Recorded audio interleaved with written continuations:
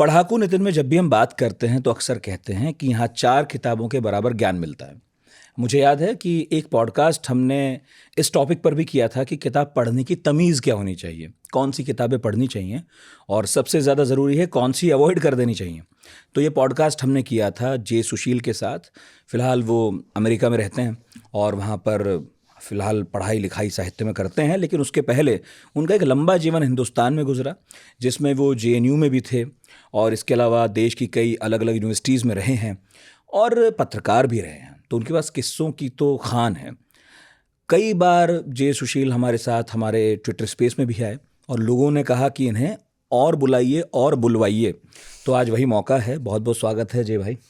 तो शुक्रिया। और अमेरिका से वो स्पेशली हमारे लिए आए ऐसा तो नहीं कहूँगा लेकिन क्योंकि आ गए तो हमने लपक लिया और बुला लिया। तो परिचय बहुत सारे हैं आपके और हम जैसा पॉडकास्ट की शुरुआत में ही कह रहे थे कि क्या परिचय दूं। सबसे अच्छा परिचय ये है कि आप बहुत कुछ करते हैं, उसमें से बता दीजिए क्या क्या बताना आपको ठीक लग रहा है। हाँ नहीं, मैं अभी तो मैं सबसे जो मेरे हिसाब से बहुत महत्वपूर्ण काम करता हूँ, मैं बच्चा पालता हूँ। हाँ।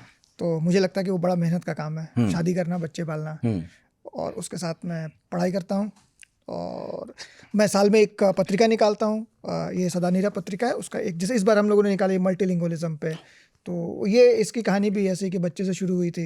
मेरा बच्चा जिस तरह से बात करना उसने शुरू किया, तो उसका पहला वर्ड था मापा, तो उसने माँ और पापा को मिक्स कर दिया। तो उसी दौरान मैं एक और मैगजीन पढ़ रहा था, प्रतिलिपि करके, जो मल्टीलिंगुअल मैगजीन है। तो फिर हम सदानीरा वाले थे, उनसे कहा कि एक मल्टीलिंगुअल मैगजीन निकालते हैं। तो उन्होंने ठीक है, तुमको आपको जैसा सही लगे। तो ये पिछले 1 साल से इस पे काम कर रहा था। इससे पहले एक एंथ्रोपोसीन पे हम लोगों ने इशू किया था, जो कि हिंदी स्पेस में उस तरह की कोई इशू नहीं आया था। तो वो बड़ा मकबूल हुआ, उसको हम लोग और कोशिश करें। उसमें अमिताभ घोष का इंटरव्यू था, जिसमें रामचंद्र गुहा का एक लेख ट्रांसलेट हुआ है और भी अच्छे लोगों ने लिखा है। तो मैं क्या करता हूँ, साल में एक तो इस तरह का काम करना चाहता हूँ जो कि थोड़ी सी नई चीज़ हो, उस तरह का काम ना हुआ हो। नया तो कुछ होता नहीं कि एकदम पूरा ही नया हो। उसके पैरेलल में जैसे 2 किताबें आ गई बीच में। जेएनयू वाली एक किताब आ गई, जेएनयू वाली आ गई, बहुत चर्चित है। जेएनयू अनंत, जेएनयू कथा अनंता। हाँ, और दिखा देता हूँ। जेएनयू के बारे में किताब है। जेएनयू में जितने साल आप रहे, उसमें जो किस्से कहानियाँ आपके साथ घटे, वो सब आपने इसमें बताए हैं। बहुत मज़ेदार हैं, सुनेंगे। और एक किताब और आपकी आई, हाउस हस्बैंड की डायरी, जो उस दौर की कहानी कहती है जब आप बच्चा पाल रहे थे। वो भी बहुत चली। इनफैक्ट बहुत सारे लोगों ने उसे पढ़ने के बाद ये सोचा कि वो भी अपनी कहानी लिखेंगे। तो हमारे समाज में ऐसे बहुत लोग थे जो इस मतलब हम सोचते हैं कि महिलाएं ही बच्चा पालती हैं, लेकिन नहीं, ऐसा नहीं है। बहुत सारे मर्द भी हैं ऐसे जो फुल टाइम बच्चा पालते हैं, है ना। हाँ। तो उन्होंने तय किया कि अब वो बताएंगे इस बारे में। पहले ऐसा होता नहीं था, पता भी नहीं चलता था, कोई कहता भी नहीं था, सुनता भी नहीं था। पर ये एक अच्छी चीज़ हुई आपकी किताब लिखने के बाद। ये हुआ कि जब मैं तो इंसिडेंटली गया और बच्चा हो गया, तो उस समय मेरे सर्कल में करीब 3 लोग ऐसे थे जो हाउस हस्बैंड थे। यूएस गए थे जेएनयू से? नहीं, मैं यूएस से जेएनयू नहीं गया। मैं जेएनयू बहुत पुराना था, मतलब मैं मुझे तो पता है, मैं कह रहा हूँ लोगों को ऐसा लगता है कि ये आदमी जेएनयू करता हो, यूएस चला गया। जेएनयू में वो कहावत है ना कि या तो अमेरिका जाओगे या मुनीरका जाओगे। तो मुनीरका या अमेरिका? मैं मुनीरका में भी रहा कुछ समय, लेकिन फिर मैं लंदन चला गया उससे पहले। हाँ। फिर मैं लंदन से वापस आया, फिर मैं बॉम्बे चला गया, फिर मैं बॉम्बे से वापस आया, फिर मैं डेस्क पे चला गया, फिर उसके बाद मैं अमेरिका चला गया। लेकिन जेएनयू का ये है कि मैं जेएनयू में टेक्निकली मैं 4 साल रहा, एमए और एमफिल किया। पीएचडी मेरी मैं नहीं कर पाया वहाँ से। लेकिन मैं जिसको कहते हैं कि मेंटली मैं जेएनयू में रहा हूँ, समझिए आप, 1998 से लेके 2019 तक। मतलब जब तक मैं यहाँ रहा, 98 के बाद मैं जेएनयू में रहा। मैं कभी घर छोड़ के वहाँ से मैं बगल में रहता था बसंत कुंज में, मैं कभी गया नहीं वहाँ से छोड़ के। मैं 2 महीने के लिए रहने गया था मयूर विहार में, और एक पहले महीने मैंने कहा नहीं हो पाएगा मुझसे, हो गया विहार इतना ही था। तो मैं मयूर विहार इतना ही, मैं उसके बाद मैं वापस आ गया। हाँ। मतलब यहाँ तक हुआ कि जब मैं बॉम्बे गया था 3-4 महीने के लिए बीबीसी के लिए, वहाँ पे ब्यूरो चीफ था, तो मैंने अपना घर नहीं छोड़ा कि ये रहने दो उसको, क्योंकि फिर वापस आके मिलेगा नहीं घर। तो वो वाला तो अभी तो आप अमेरिका में हैं और इसके बारे में तो बात करनी है, क्योंकि आपने सोशल मीडिया पर बहुत कुछ अपने एक्सपीरियंसेस को लेकर लिखा है। और ये बता दूं, कुछ लोगों को ना पता भी नहीं होगा, बहुत सारे लोगों को, कि जे भाई साहब मेरी जानकारी में पहले ऐसे लेखक हैं जिन्हें लोग फेसबुक पर पैसे देके पढ़ते हैं। ये कुछ एक्सक्लूसिव पोस्ट रखते हैं जो सिर्फ वो लोग पढ़ सकते हैं जो पैसे देंगे। और कमाल क्या है कि लोग पैसे देते हैं और पढ़ते हैं। और हाल फिलहाल तो आपने शायद रोक रखी है वो हाँ, कहानी। वो असल में क्या होता है कि आप मतलब आप, अब मुझे लगता है कि वो बड़ी जिम्मेदारी का काम है। उसमें होता है क्या कि आप जैसे 2000 वर्ड की एक पोस्ट मैं लिखता हूँ नॉर्मली, तो उसको लिखने के लिए मुझे कम से कम मतलब उसके लिए कहने को 1 हफ्ता पढ़ना पड़ता है, लेकिन वो टेक्निकली आपको साल भर पढ़ते ही रहना है, करते ही रहना है। और वो जो पैसा देते उसमें एक बड़ी अच्छी बात ये है कि वो मुझसे ये एक्सपेक्ट नहीं करते कि वो कहेंगे कि इस पे लिखो तो लिखो, मतलब वो शर्त ये कि मुझे जो मन करेगा मैं वो लिखूंगा। तो उसके जो पाठक हैं वो बेसिकली मुझसे बहुत प्रेम करते हैं, और वो आज से नहीं करते, वो काफ़ी लंबे समय से हमारा जो आर्ट का प्रोजेक्ट था वो फॉलो कर रहे थे, या फेसबुक पे हमको फॉलो कर रहे थे। तो उनके तरफ से कोई बंदिश नहीं थी कि नहीं आप यही लिखिएगा। कभी कभार वो सजेस्ट करते हैं कि ये लिख सकते हैं क्या, मतलब इस पर कुछ बता दीजिए। तो मगर मेरी उस पर एक्सपर्टीज़ है, मैंने कुछ पढ़ा है तब मैं लिखता हूँ, अगर मैं नहीं लिखता हूँ तो उसमें मैंने कुछ किताबें पढ़ी जो आपके पॉडकास्ट में बात हुई, तो वो किताबें जो पेड पोस्ट वाले थे उनको सबको पता थी कि उनको थोड़ा सा मैंने और अच्छे तरीके से बताया था लिख करके। मैं जैसे हमेशा एग्जांपल देता हूँ कि किताबें पढ़ने के लिए हमेशा पिज़्ज़ा की तरह उसको देखे किताब को। तो पिज़्ज़ा का बेस होता है, उसके ऊपर टॉपिंग्स होती है। तो दिक्कत होती है कि हमारे समाज में, किसी भी समाज में जब किताब पढ़ते हैं तो बेस किसी के पास होता नहीं है, वो रैंडमली फिक्शन उठा के पढ़ने लगते हैं, रैंडमली नॉन फिक्शन उठा के पढ़ने लगते हैं। तो मैं सजेस्ट करता हूँ कि पहले आप पिज़्ज़ा का बेस तैयार करें। वो बेस तैयार होता है हिस्ट्री से, वो बेस तैयार होता है नॉन फिक्शन से। तो वो मतलब उस तरह की चीज़ें थे। तो इसलिए मेरे ख्याल से जैसे म्यूज़िक पे मैंने जब 3-4 किताबें पढ़ी तो मुझे बड़ा अच्छा लगा, तो मैंने उस पर एक पोस्ट लिख दिया। मैं कार्ल जूंग पढ़ रहा था तो उस पर पोस्ट लिख दिया एक। तो ऐसी चीज़ें कि मैं जो खुद एक्सप्लोर कर रहा हूँ, कई बार ऐसा होता है कि मैंने कुछ लिखा वो मतलब मैंने भी एक्सप्लोर ही किया है। हमारे ना कई दोस्त बोल रहे थे कि ये पूछ लूँ आप कितने घंटे पढ़ते हैं। मुझे पता है बहुत मूर्खतापूर्ण सा सवाल है, लेकिन सवाल है ये एक्चुअली क्या होता है कि एवरेज निकाल। हाँ, नहीं एवरेज नहीं, वो मैं बताता हूँ कि क्यों होता क्या है।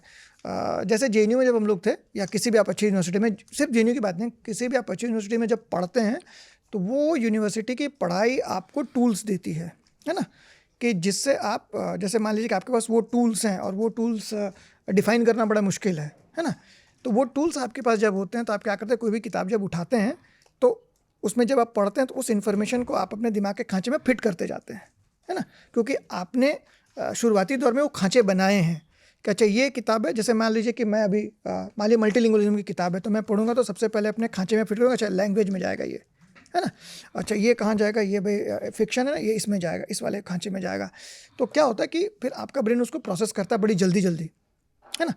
तो वो बेस मुझे लगता है कि वो मैं बड़ा लकी था कि मुझे वो बेस मिल गया फॉर सम रीज़न।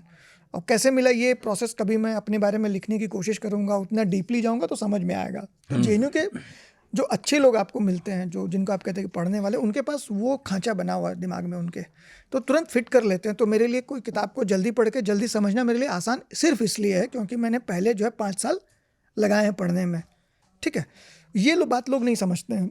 हाँ, पढ़ना भी सिर्फ पढ़ना नहीं है, उसको आप समझते कैसे हैं, प्रोसेस कैसे करते हैं, वो बहुत अहम है। हाँ, जैसे मुझसे कहिएगा कितने कितने घंटे पढ़ते हो, तो मैं जैसे मान लीजिए कि आज सुबह से मैंने कुछ भी नहीं पढ़ा, है ना। लेकिन हो सकता है कि कल मैंने कोई किताब उठा, मैं दिन भर पढ़ता रहूँ, मैं कहीं नहीं जाऊँगा, पढ़ता रहूँगा।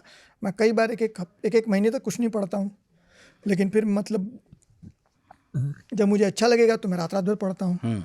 कोविड के समय मैंने पिछले 1-1.5 साल में मैंने बहुत पढ़ा है। उसके कारण थे पढ़ने के।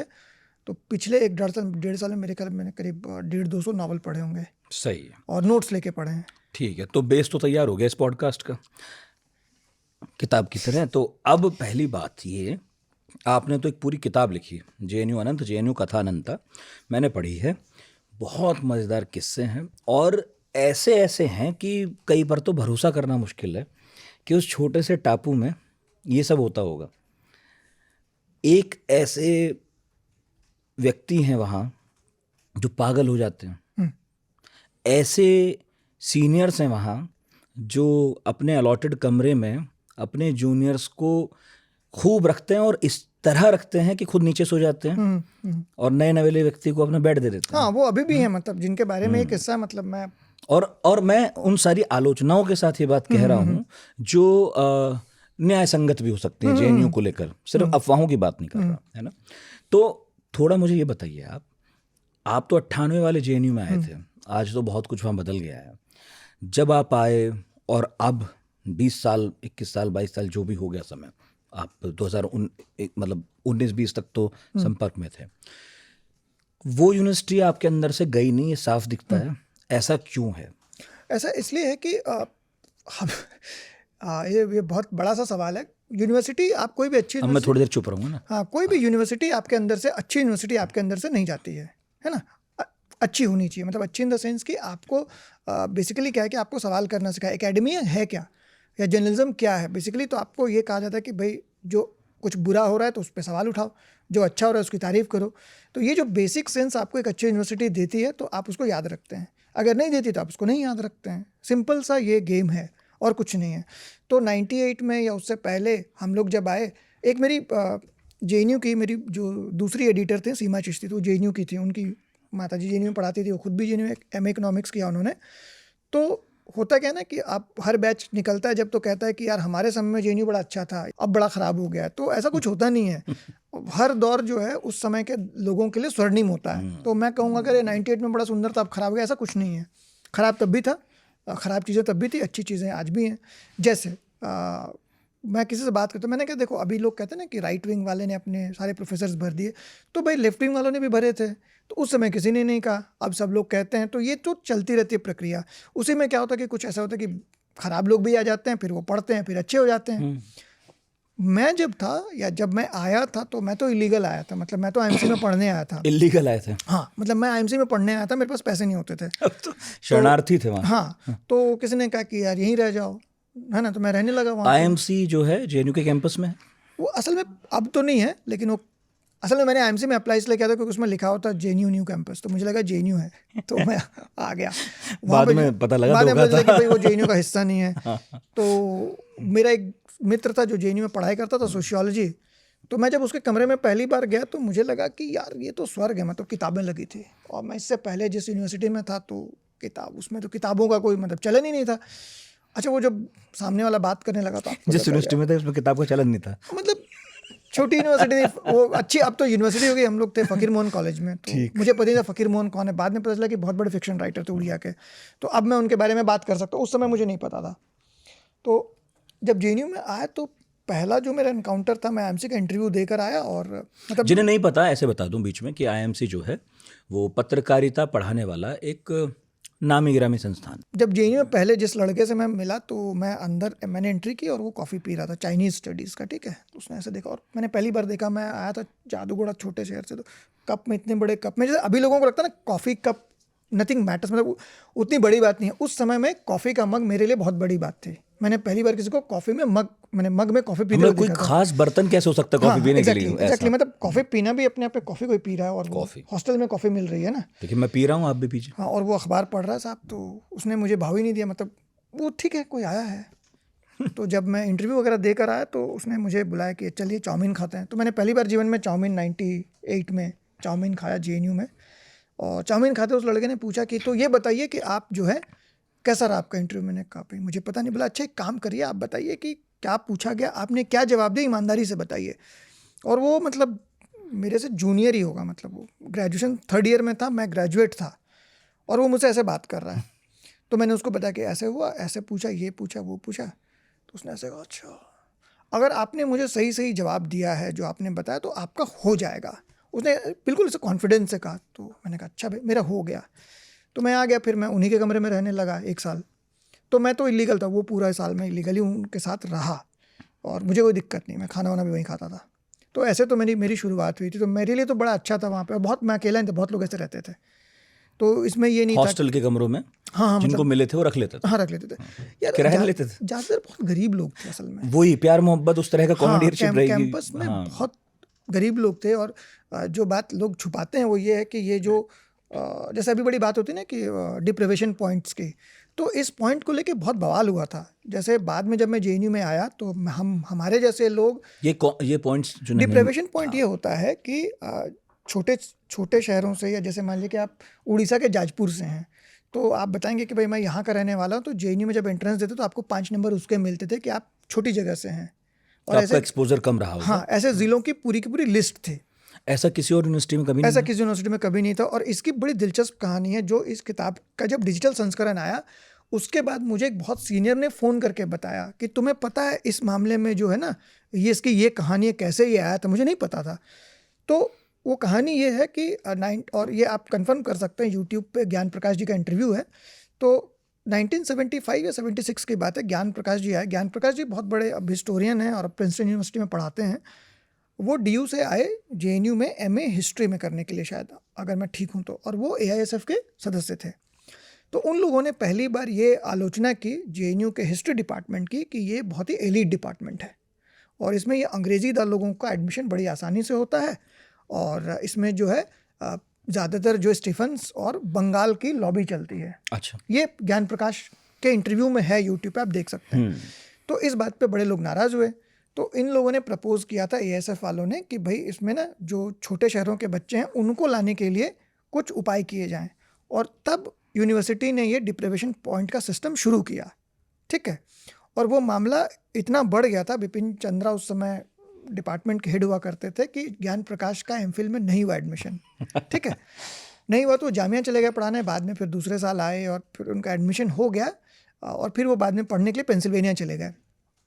लेकिन उसके बाद क्या हुआ कि फिर एक कमेटी बनी और उस कमेटी के हेड बिपिन चंद्रा थे और डिप्रिवेशन पॉइंट को हटा दिया गया। अच्छा, ठीक है। हटाने के बाद उसके खिलाफ बहुत बड़ा आंदोलन चला और वो इतना बड़ा आंदोलन था, मेरे ख्याल तो साइनेडाई हुआ था, क्योंकि मैं उस समय पैदा भी नहीं हुआ था, तब की बातें ये सब। तो साइनेडाई हुआ और फिर बाद में दोबारा डिप्रिवेशन पॉइंट लागू हुआ। तो ये उस समय के लोगों ने बताई। तो ऐसा नहीं कि JNU को जो हम आज देख रहे हैं वो शुरुआत में ऐसा था, ये वाकई बड़ा एलिटिस्ट संस्थान था और एलिटिसिज्म था, अंग्रेज़ी बोलते थे लोग। और मैं जब आया हूँ तब भी हिंदी में क्लास में बात करने में बड़ी शर्म महसूस की जाती थी। उसका फ़ायदा ये होता है कि आप अंग्रेज़ी बहुत जल्दी सीख जाते हैं। मतलब ठीक है, उसके नुकसान भी हैं, उसके नुकसान भी हैं, लेकिन मैं उसको अभी भी लाभ की तरह देखता हूँ कि उसकी वजह से मैंने अंग्रेज़ी अच्छे से सीख ली और मैंने कभी हिंदी में वहाँ पे फिर एग्ज़ाम में हिंदी में नहीं लिखा, मैं अंग्रेज़ी में लिखता रहा। तो वो मेरा, मैं उसको फ़ायदे की तरह देखता हूँ। हालांकि अब तो बदल गया है पूरा, अब उस तरह की चीज़ें नहीं हैं। अब मैं बीच में रोक के मुझे याद आया, वेद प्रताप वैदिक ने हिंदी हाँ, में वो वेद लड़ाई उसके हुई चलते थी। पूरा मूवमेंट हुआ था ना, उन्होंने हिंदी में लिख के दिया था, उनको पास नहीं किया गया, फिर वो सुप्रीम कोर्ट तक गए और उन्होंने जीत। देखो उसमें दिक्कत क्या है ना, जैसे मैं अभी ये मल्टीलिंगुइज्म करते हुए पता चला कि जैसे जो बड़े स्कॉलर्स हैं बंगाल के, जैसे मान लो कि पार्था चैटर्जी हैं, जो बड़े बड़े पॉलिटिकल साइंटिस्ट हैं, या जो अपने वो हैं, क्या नाम है उनका, देखिए नाम भूल रहा हूँ, दिपेश चक्रवर्ती, जो एंथ्रोपोसीन पे बड़ा काम है उनका। तो ये लोग अंग्रेजी में तो लिखते सबाल्टर्न में, साथ में बांग्ला में भी लिखते हैं। ये काम हिंदी वालों ने कभी नहीं किया कि जो हिंदी में लिख रहा है तो हिंदी में लिख रहा है और अंग्रेजी में लिख रहा है तो अंग्रेजी में लिख रहा है।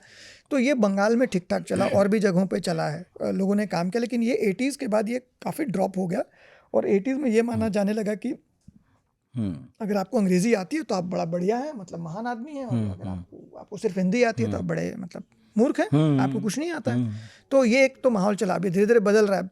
मतलब मुझे याद है कि हमारे समय में लालू प्रसाद का इंटरव्यू हो रहा था, मेरे ख्याल से NDTV में कहीं पे, और वो प्रणय जी उनसे अंग्रेजी में सवाल पूछ रहे हैं, वो हिंदी में जवाब दो, अंग्रेजी बोल नहीं पा रहे हैं, और बड़ा ह्यूमिलेटिंग इंटरव्यू है वो, अगर आप कभी देखेंगे तो वो सब फेज़ था। अब तो बहुत बदल गया। मतलब हम लोग जब नए नए पत्रकारिता में आए थे तो अंग्रेज़ी बोलते थे तो भाई आप मतलब डरते थे हम लोग अंग्रेज़ी बोलने वाले पत्रकारों से। अच्छा, तो ये कहानी है, फिर आप वहाँ इलीगल गेस्ट के तौर पर रहना शुरू करते हैं। वो तो 1 साल हो गया, उसके बाद मैं आ गया। पहली बार मैंने एग्ज़ाम दिया, फिर और क्या देखा JNU में, फिर क्या और हुआ, और कैसे धंसते चले गए? हाँ, मतलब पहली बार मैंने एंट्रेंस दिया, जैसे कि IMC का हर बच्चा देता है, और होता नहीं है एडमिशन, क्योंकि उनको लगता है बच्चा IMC जैसा ही है, IMC है नहीं JNU, उससे पढ़ना पड़ता है। तो दोबारा मैंने दिया, हो गया एडमिशन। और एडमिशन होने के बाद मैंने जब पहले दूसरी क्लासेस की तो मुझे ये समझ में आया कि यार मुझे बहुत सारी चीज़ें नहीं आती हैं और मुझे पढ़ना पड़ेगा। तो वो समय था जब मैंने बहुत पढ़ाई की। मतलब मैं क्लासेस सारी करता था, सारे नोट्स लेता था, और मैं लाइब्रेरी में बैठता था, लिटरली लाइब्रेरी में मैं घंटों घंटों बैठता था। और मेरी जो लिटरेचर की पढ़ाई है पूरी की पूरी उसी समय की है। मतलब मैंने हिंदी का जितना भी साहित्य हो सकता था मैंने उस समय पढ़ लिया 1 साल में, कि भाई ख़त्म करो, क्योंकि मैं हिंदी जल्दी पढ़ लेता था। और सेकेंड ईयर में मैंने अंग्रेज़ी की किताबें पढ़नी शुरू की धीरे धीरे। और जो पैरेलल में पढ़ाई चल रही थी, जो क्लास नोट्स थे वो तो चलते ही रहते थे। तो वो उसका पॉलिटिकली जो लोगों को बड़ा इंपॉर्टेंट लगता है, मुझे कभी उतना, मतलब मैं पॉलिटिकल एक्टिविस्ट रहा नहीं, तो कई पॉलिटिकल एक्टिविस्ट जो हैं JNU के, उनको ये किताब लगता है कि आपने पॉलिटिक्स के बारे में नहीं लिखा। तो मेरा जवाब ये होता है कि भाई आप लिख लीजिए, है ना, मैं तो सारी चीज़ें नहीं लिखूँगा ना। तो मेरा अपना अनुभव टीचर्स का बहुत अच्छा रहा है। कुछ ख़राब अनुभव भी रहे हैं, ऐसा नहीं कि ख़राब अनुभव नहीं रहा है, बायसेस हैं लोगों के, वो सब रहे अपने आप में। लेकिन ये कि आप कितनी चीज़ों के लिए लड़ेंगे, किसके लिए लड़ेंगे। मैंने जब आपकी किताब पढ़ी थी तो उसमें एक जिक्र इस बात का भी था कि वहाँ उन बच्चों के रहने के लिए जो हॉस्टल जिन्हें नहीं मिला, एक बड़ा हॉल भी था, मैं रहा हूँ रहते उसमें, थे। मैं रहा हूँ, मुझे हॉस्टल नहीं मिला था पहले। ऐसा ही मैंने कहीं नहीं सुना वैसे, नहीं मुझे ऐसी कोई व्यवस्था भी किसी यूनिवर्सिटी में रही नहीं, हो क्योंकि कभी? भाई अगर अगर अगर वो हॉल या कुछ रहने के लिए नहीं तो हम कहाँ रहते। हॉस्टल नहीं थे उसमें, कम थे हॉस्टल। तो ये विश्वविद्यालय की चिंता थोड़ी थी पर नहीं पर उन्होंने की, वो जो यूनिवर्सिटी का जो स्टूडेंट विंग था उसने की ये चिंता। उन्होंने क्या कि भाई कहीं तो दीजिए। तो ये जितना बड़ा स्पेस आप देख रहे हैं इतना ही बड़ा होगा। जैसे वहाँ तक वो कुलदीप बैठे हुए तो वहाँ तक था, उसमें 5 पलंग इधर थे, अच्छा, खाट जिसको बोलते हैं, हाँ। और 5 इधर थे। हम लोग 10 लोग रहते थे। मुझे अभी भी याद है बहुत अच्छे से उसमें कौन कौन थे मेरे रूममेट्स। वाह। तो हम लोग 2 लोग थे, मैं और प्रदीप साइकिया जो भी डीएसपी है असम में, और 2 लोग थे इधर साइंस वाले, तो वो दोनों नॉर्वे में हैं। वाह। तो वो मामला था। तो मैं तो रहा हूँ उसमें, मैं 6 महीने रहा हूँ। बाद में भी बच्चे रहे उसमें, और उसमें पता है कि कोई आईएएस ऑफिसर हो गया होगा, क्या पता। मतलब डीएसपी को तो मैं जानता हूँ, मेरा क्लासमेट था तो इसलिए। अच्छा, तो पढ़ाई आप किस चीज़ की कर रहे थे? मैं कर रहा था इंटरनेशनल रिलेशंस की पढ़ाई। इंटरनेशनल रिलेशंस की पढ़ाई, मतलब हमारे तो विदेश मंत्री भी वहीं पढ़े हैं। मेरे सीनियर है, मैं कह सकता हूँ। हाँ, मतलब मैंने और जयशंकर जी ने एक ही प्रोफेसर से पढ़ा है, वो है पुष्पेश पंत। वाह। तो पुष्पेश पंत जी के साथ मेरे उनके बड़े किस्से हैं मेरे पास। हाँ, एक आध हो जाए। हाँ, एक तो सबसे उन्होंने बहुत सुना है हमारे यहाँ आकर। हाँ मैंने सुना है, वो बहुत ज़बरदस्त इंटरव्यू था। हाँ। तो हम लोग तो उनको मतलब पीठ पीछे गुरुजी ही बोलते थे। तो क्या हुआ कि पहला जो मुझे उनका जो हमने उनको टहलते हुए देखा पहले जेएनयू में, ठीक है। तो किसी ने बताया कि उस समय तस्वीरें नहीं छपती थी अखबार में, हिंदुस्तान में उनका कोई लेख आया था।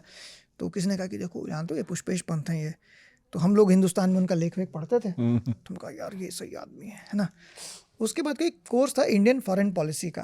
तो क्लास में पता चला कि पुष्पेश पंत पढ़ाएंगे। तो हम लोग थे कि आएंगे भाई, सर आए तो देखे भाई सफ़ेद झक दाढ़ी वाड़ी, और क्लास में पहली बार इतने नज़दीक से हम लोगों ने पहली बार उनको देखा। तो उन्होंने जब बोलना शुरू किया तो उसके बाद वो तो बोलना शुरू करते हैं तो बोलते हैं, फिर उसके बाद तो कुछ होता नहीं है। तो ये बात मैं उनके शिष्यों में भी देखता हूँ कईयों में तो पर ये बहुत अच्छा है। हाँ, उन्होंने बोलना शुरू किया। और उनके साथ जो सबसे कमाल बात मुझे लगती है कि वो जितनी धारा प्रवाह अंग्रेजी बोलते हैं उतनी धारा प्रवाह हिंदी बोलते हैं वो। और उसके बाद उन्होंने बोलना शुरू किया, तब तो अंग्रेजी में बोलते थे। तो मैंने उस दिन डिसाइड किया कि यार पीएचडी करनी है ना तो इसी आदमी के साथ करूँगा, नहीं तो नहीं करूँगा, कोई फ़ायदा नहीं है दूसरे। मतलब ये दिस इज़ इट। वो हिंदी लिखते ही थे। तो वो कोर्सेस हो गई। फिर उसमें एग्ज़ाम होता था जो मेरा पहला, जब मुझे लगता है कि गुरुजी ने मुझे पहचान लिया होगा। तो जो किताब में भी है कि एक एग्ज़ाम था, तो ओपन बुक एग्ज़ाम था। मतलब आप बैठ जाइए, किताब खोलिए और लिखिए जो भी लिखना है। तो उन्होंने 8 सवाल दिए हम लोगों को। अब जैसे ही 8 सवाल के बाद उन्होंने सबसे एक और मज़ेदार काम किया, बोले भाई किसको किसको चाय पीनी है, ठीक है। 50 बच्चे भी चाय किसको पीनी है। तो लोग कह रहे मुझे चाय पीनी है, तो मंगवा लिया चाय वाय, जिसको चाय पीनी है पी लो, ठीक है भाई। अब मैं ये सोच रहा हूँ बैठ के कि भाई 8 सवाल हैं, सब लोग किताब खोल के लिख रहे हैं, तो मैं लिखूंगा तो मैं ऐसा क्या लिखूंगा, मैं क्या अलग लिख दूंगा, मैं क्या अलग लिख दूंगा। तो उसमें एक सवाल था, मुझे अभी याद है सवाल, वो सवाल ये था कि डांग में कुछ हिंसा हुई थी ईसाइयों के खिलाफ। हाँ। तो सवाल ये था कि डांग में जो ईसाइयों के खिलाफ हिंसा हुई है उसका भारतीय विदेश नीति पर क्या असर पड़ेगा। ये अंग्रेजी में सवाल था। मैंने कहा यार ये तो सर ने पढ़ाया नहीं है, तो मैं यही लिखूंगा। तो मैंने उस पर अपना जवाब लिखा। एक ही सवाल करना था, मैंने लिख दिया और 1.5 घंटे का था, मैं कंप्लीट करके चला गया जब जवाब। तो सर ने देखा और मैं निकल रहा था क्लास में। हिंदी लिख रहे थे? इंग्लिश? अंग्रेजी में लिख रहा था। मैंने हिंदी में कोई पर्चा नहीं लिखा वहाँ पे। आपने बताया था कि शायद पहले साल तो आप हिंदी कर रहे थे। नहीं, मैंने कभी हिंदी में पर्चा नहीं लिखा, मैंने अंग्रेजी में लिखा। हाँ, मैंने कहा कि मैं फेल हो जाऊंगा लेकिन अंग्रेजी में लिखूंगा, क्योंकि मैं बॉटनी का ग्रेजुएट था तो मुझे अंग्रेजी थोड़ी थोड़ी आती थी। और एमसी में था, मैंने पीटीआई में थोड़ा सा मैं फ्रीलांसिंग मतलब काम किया था, तो उसमें मुझे ट्रांसलेशन वगैरह आता था ठीक से। तो मैंने कहा कि अंग्रेजी में ही लिखूंगा, फेल हो जाऊंगा लेकिन लिखूंगा अंग्रेजी में। मैं निकल रहा था तो गुरुजी ने कहा रे झाजी रुकिए। तो हम रुक गए, साहब इधर आइए। तो उन्होंने पर्चा देखा, बोला कि मैंने तो ये सवाल पढ़ाया नहीं है। तो मैंने कहा सर आपने बहुत कुछ और पढ़ाया है तो उसी से। तो बोले रुकिए आप। उन्होंने देखा है सर अपना टिक विक किया, लिख दिया A-। बोले वेरी गुड जाओ। तो वो, और उसके बाद पता चला कि गुरुजी को याद था, और गुरुजी की मेमोरी बड़ी भयानक है। तो ये हो गया एक घटना ये हुई। और दूसरी घटना ये हुई कि उसके बाद सेकेंड ईयर में सर पढ़ा रहे थे इंट्रोडक्शन टू डिप्लोमेसी। तो नेचुरली उनके साथ लेना ही था, क्लास लिया। महाशिवरात्रि का दिन था, छुट्टी थी उस दिन, और मुझे नहीं पता कि मैं क्यों चला गया क्लास करने। वो कुछ कन्फ्यूजन था, छुट्टी है कि नहीं है। तो कुछ आ गया, कुछ रह गया। हाँ, कुछ रह गया था। तो 3 लोग हम लोग पहुँचे क्लास में और गुरुजी पहुँच गए थे। तो गुरुजी ना बहुत गुस्से में थे कि ये तो कोई छुट्टी का दिन नहीं है, क्यों मतलब क्यों चले गए, बाकी लोग क्यों नहीं आए, तुम लोग तीनों को तो मैं आज एग्ज़ाम लूँगा। तो उन्होंने एक एग्ज़ाम ले लिया, हम लोगों का नंबर दे दिया। जब हम लोग बाहर निकल रहे थे तो गुरुजी तीनों से पूछे कि भाई तुम क्या करना चाहते हो, तुम क्या करना चाहते हो। मुझसे पूछा कि तुम क्या कर, तो मैंने कहा मैंने तो एमसी से पढ़ाई की, तो मैं तो उसके बाद जर्नलिज्म में जाना चाहता हूँ। तो गुरुजी बहुत खुश हुए। उन्होंने कहा तुम तो सॉर्टेड आउट हो एकदम, तो तुम जो है ना, तुम एक काम करो, तुम आकाशवाणी में चले जाओ, वहाँ भी जॉब है, और तुम कहो तो मैं तुम्हारे लिए किसी को बोल भी देता हूँ। मैंने कहा नहीं सर मैं कर लूँगा। बोले नहीं मृणाल पांडे हैं, तुम उनके पास भी जाकर मिल सकते हो मेरा नाम लेके। तो मैंने कहा नहीं सर मैं देख लूँगा। मैं उनके पास गया नहीं। तो मेरे ख्याल से ये भी मेरे हक में गया कि मैं उनसे नौकरी मांगने नहीं गया। तो जब मैंने एंट्रेंस दिया एग्ज़ाम का, तो एक और टीचर थे जो सवाल पूछ रहे थे। गुरुजी ने मुझसे कुछ नहीं पूछा। 3-4 सवाल जब उसने पूछे तो गुरुजी ने कहा कि अरे ये लड़का सॉर्टेड आउट है, इसको जर्नलिज्म करना है तो इसको ले लेते हैं उनका। तो फिर हो गया मेरा उसके बाद। और मैं टॉपर था अपने एमफिल एंट्रेंस का। तो उसमें काफ़ी विवाद हुआ कि एक लड़का, तो उसने कहा कि सुशील तो पढ़ता भी नहीं उतना, और ये नहीं वो नहीं। तो गुरुजी ने कहा कि भाई उसके रिटर्न में बहुत नंबर हैं, हमने इंटरव्यू में तुमसे कम दिए, उसको देख लो नंबर। तो फिर भी मैं टॉपर था। और टॉपर होना सिर्फ इसलिए फ़ायदेमंद था कि टॉपर को तुरंत हॉस्टल मिल जाता था। तो ये झगड़ा है। तो मैं चला गया था झेलम हॉस्टल में, जो कि अपनी तरह का अनोखा हॉस्टल माना जाता था। है क्यों? झेलम में लोगों का मतलब, जो जेएनयू की भाषा में कहते हैं, बड़े कड़े लोग रहते थे, है ना। तो झेलम में राग दरबारी टाइप मजा आ रहा है मुझे। मतलब उस टाइप होता है कि उसमें एक नीचे बेसमेंट था जिसको तहखाना बोलते थे, उसमें कुछ लोग रहते थे, बाहर नहीं निकलते थे, है ना। कुछ लोग जो ऊपर रहते थे एमफिल पीएचडी वाले, तो वो नीचे नहीं उतरते थे, है ना। वो रात के 12 बजे नीचे उतरते थे चाय पीने के लिए। तो अभी मैं नाम नहीं लेना चाह रहा हूँ, एक हमारे परिचित तो क्या थे, मतलब मेरे एक परिचित थे जो कि चेन्नई में प्रोफेसर हैं। तो मैं उनके पास जाता था खूब, उनसे मैं बहुत सीखता था, है ना। तबरेज़ भाई थे हमारे, तो वो प्रोफेसर हो गए। तो हमारे कमरे के बाहर एक व्यक्ति थे, मैं नाम इसलिए नहीं ले रहा हूँ क्योंकि वो भी बड़े आदमी हो गए, कई सारी किताबें उनकी आई हैं। अच्छा। तो उसमें बहुत शराब पिया करते थे, तो मैं उनको नहीं जानता था। तो मैं और तबरेज़ बैठे हुए थे, एक दिन आए साहब फलाना जी आए, बाहर निकले और नशे में थे हल्के से। तो उन्होंने कहा कि तबरेज़ तुम आजकल क्या पढ़ रहा है। तो तबरेज़ साहब ने कुछ कहा, मैं पढ़ा। बोले अरे ये क्या पढ़ रहा है तुम यार, हैव यू रेड बोरहेस। मैंने पहली बार नाम सुना। तो तबरेज़ भाई उठ के आ गए कि भाई अब तो ज़्यादा बोलेंगे। तो मतलब मेरी जो पोइट्री की ट्रेनिंग है ना, मतलब पोइट्री में जो भी जानता हूँ उनके चलते जानता हूँ। और वो नशे में हम लोगों को बोरहेस, नेरूदा और मतलब तमाम बड़े बड़े पोइट्स के बारे में बताते रहे, फैज़ ये वो, और कोट कर रहे थे, रिल्के विल्के सब नाम। अच्छा, हम लोग की स्थिति ये थी कि वो जब बोलने लगते थे तो तबरेज़ भाई हम लोग तो खुद प्रोफेसर ही हो गए बोलते बोलते, आपने फिर नोट करना शुरू किया। हम लोगों ने नोट करना शुरू किया रिल्के। फिर सुबह जाते थे, तब गूगल नहीं था, तो हम लोग लाइब्रेरी में खोजते थे कि रिल्के कौन है भाई, तो रिल्के दिखा, तो रिल्के की तो बड़ा आदमी निकला, है ना। और उसको देखा भाई, तो जैसे बोरहेस, रिल्के, नेरूदा, ये सब नाम मैंने उन्हीं से सुने थे। फिर तबरेज़ से बात करते करते मार्केज़ का पता चला। फिर मैं अपने जहाँ मैं पीटीआई में काम करने लगा था, तो वहाँ जो एडिटर थे मेरे मधुकर जी, उनसे भी नाम सुनता था। तो मेरी उस तरह की ट्रेनिंग होने लगी फिर। तो इसलिए मैं बार बार वापस जाता रहा। मैंने जो क्लासेस की आखिरी 2010 में अपनी पत्नी के साथ की, हिस्ट्री डिपार्टमेंट में। तो और वो क्लासेस कैसे थी उसका भी एक मज़ेदार किस्सा, क्यों मैंने क्लासेस की वो सब एक बता दूंगा। वो थी नीलाद्री भट्टाचार्य की क्लास। तो वो पढ़ाते हिस्टोरिकल मेथड्स, और मुझे लगता है कि दुनिया के जो चुनिंदा 10, 12, 15 प्रोफेसर होंगे उसमें से एक नीलाद्री भट्टाचार्य को भी गिना जाएगा जैसा वो पढ़ाते थे। मेरी जो भी अंडरस्टैंडिंग, जो मैंने अभी तक इतनी बात की ना कि खांचा फिट हो जाता है, तो वो खांचा बनाने का काम नीलाद्री जैसे लोग करते हैं, को आपको खांचा बता देते हैं कि ये इस इन्फॉर्मेशन को ऐसे फिट करो, इसको ऐसे फिट करो। आपने किताब में भी बताया कि वो इतना अच्छा पढ़ाते थे कि दूसरे प्रोफेसर्स भी उनकी क्लास में उनकी क्लास में रोमिला थापर बैठती थी, मैंने देखा हुआ, ये मेरी देखी हुई बात है। और उनकी क्लास ऐसी होती थी कि उनकी क्लास में ज़मीन पे लोग बैठते थे। और मैं तो चूँकि स्टूडेंट नहीं था उस समय, मेरी पत्नी थी क्लास में, तो और मुझे एक दूसरे प्रोफेसर हैं हीरामन तिवारी। तो हीरामन जी बीबीसी में पार्ट टाइम आते थे न्यूज़ पढ़ने के लिए। तो उनसे हमारी बातचीत होती थी, तो वो कहते थे कि सुशील तुम कहाँ फंसे हुए, तुमको तो पीएचडी करनी चाहिए, तुम तो सिंसियर हो, कब तक पत्रकारिता करोगे। तो मैं उनको कहता था कि सर मेरा ना रिसर्च मेथड जो है क्लियर नहीं है मुझे, क्योंकि मैंने आईआर की पढ़ाई की तो उसमें उतना ज़्यादा पढ़ा नहीं। तो बोले कि तुम एक काम करो, तुम ना नीलाद्री की क्लास करो। तो मैंने कहा ठीक है। तो मेरी उस समय की जो गर्लफ्रेंड थी और अब पत्नी है, वो उसका क्लास, मैंने कहा यार अच्छा है, टाइम भी निकल उनके साथ एक अलग पॉडकास्ट करने की इच्छा है मेरी। हाँ जरूर। वो तो आपसे भी ज़्यादा समृद्ध है मुझे लग रहा, अनुभव के मामले में तो।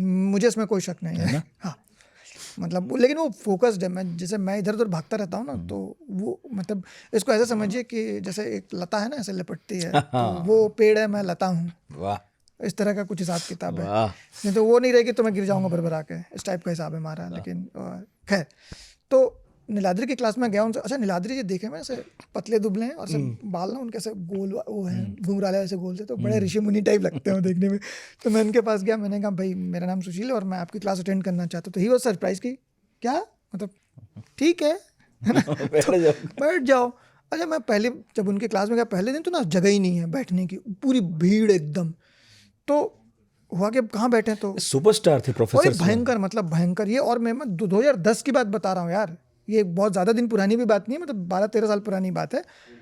तो खैर जगह मिल गई बैठने की, हम लोग बैठ गए टेबल पे, टेबल सारी भर गई थी। उसके बाद अभी नीलाद्री क्लास में नहीं आए, जब वो आए तो उसके पीछे पीछे 20-25 लोग और आए और नीचे बैठ गए सब। पहली बात कही कि सवाल जो है ना वही लोग पूछेंगे जो MA के हैं, हाँ, बाकी लोग सवाल नहीं नहीं तो पूछेंगे। केओस ही मच जाए। हाँ, हाँ, वो तो भाई अब क्या था ना, वो जब पढ़ाते तो सवाल क्या पूछने, वो उन्होंने पहले क्लास में ये कहा कि मैं आपको 4 टॉपिक पढ़ाऊंगा पूरे सेमेस्टर में, और एक टॉपिक का जो मैं रीडिंग्स दूंगा उसको समझने में आपको 6 महीने लगेंगे। तो अच्छा। आप ये मत समझे कि आप चारों टॉपिक एक ही 6 महीने में सीख जाइएगा। तो आप चारों टॉपिक में से अपना चुन लीजिए किसमें आपको सिद्धस्त होना है, उस पर फोकस कर लीजिए।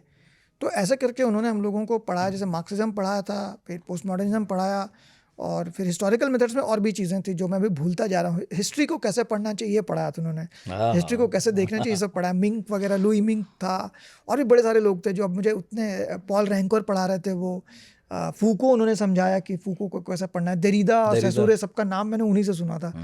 और मतलब उनकी क्लास नोट्स लेते रहते हम लोग बस, मतलब ये भी नहीं लगता कि पूछें क्या, इतना तो पता चल गया अब इसमें क्या पूछना है। और उसमें मैंने कई सारी क्लासेस में पीछे देखा, रोमिला थापर आती थी, जामिया के प्रोफेसर्स आते थे, हीरामन सर खुद बैठते थे, और भी लोग बैठते थे। और ये एक लड़की थी जो कि उस समय PhD कर रही थी बाहर किसी यूनिवर्सिटी से, तो वो चाय लेकर आते थे नीलाद्री सर के लिए, मतलब वो अपना और नीलाद्री जी का चाय लेकर आते थे, बीच में ब्रेक होता था। तो मैंने उनसे ऐसे ही पूछ लिया कि भाई आप तो JNU के स्टूडेंट लग नहीं पड़े। नहीं, मैं तो यहाँ अमेरिकन यूनिवर्सिटी में कहीं पढ़ती हूँ, लेकिन मुझे क्लैरिटी के लिए मैं पूरा सेमेस्टर ब्रेक लेके आई हूँ पढ़ने के लिए। सुन के ऐसा लग रहा है कि एक आध क्लास में बैठ के देखना चाहिए था, जलवा है। नहीं, उनके आप यूट्यूब के ना वीडियोस देखिए, यूट्यूब पे उनके वीडियोस हैं। तो उसके बाद मुझे, मेरी अंदर से इच्छा हुई कि मुझे PhD करनी चाहिए, ये मेरा मन बना।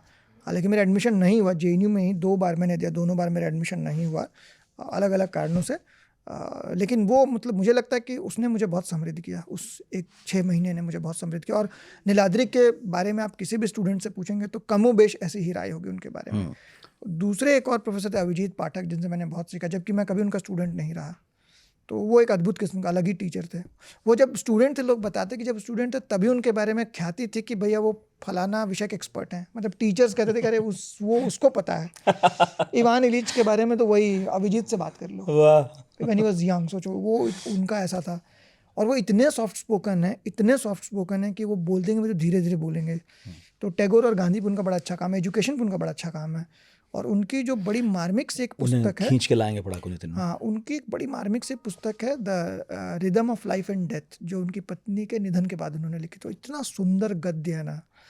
और उसमें एक जो मुझे बड़ा याद आता है, उन्होंने स्टूडेंट्स पे लिखा था, और उसकी कुछ शुरुआत देखो, मेरे रोंगटे खड़े हो रहे हैं। तो उसमें एक उसकी शुरुआत थी कि आज एक मेरे स्टूडेंट आया मेरे पास और उसने कहा कि सर हम ये बायोडाटा क्यों बना रहे हैं, is it not our advertisement, are we suppose to advertise ourselves.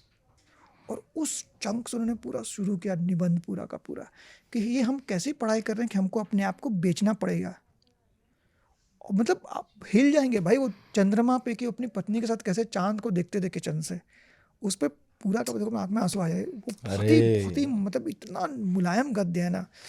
तो बाद में मेरा परिचय उनसे वो किताब पढ़ने के बाद मैंने किसी से जिक्र किया, तो बोले अरे अभिजीत मेरे दोस्त है, तुम जब कहोगे मिलवा दूंगा। मैं उनसे मिलने गया और मैं PhD करना चाहता था उस समय सोशियोलॉजी में।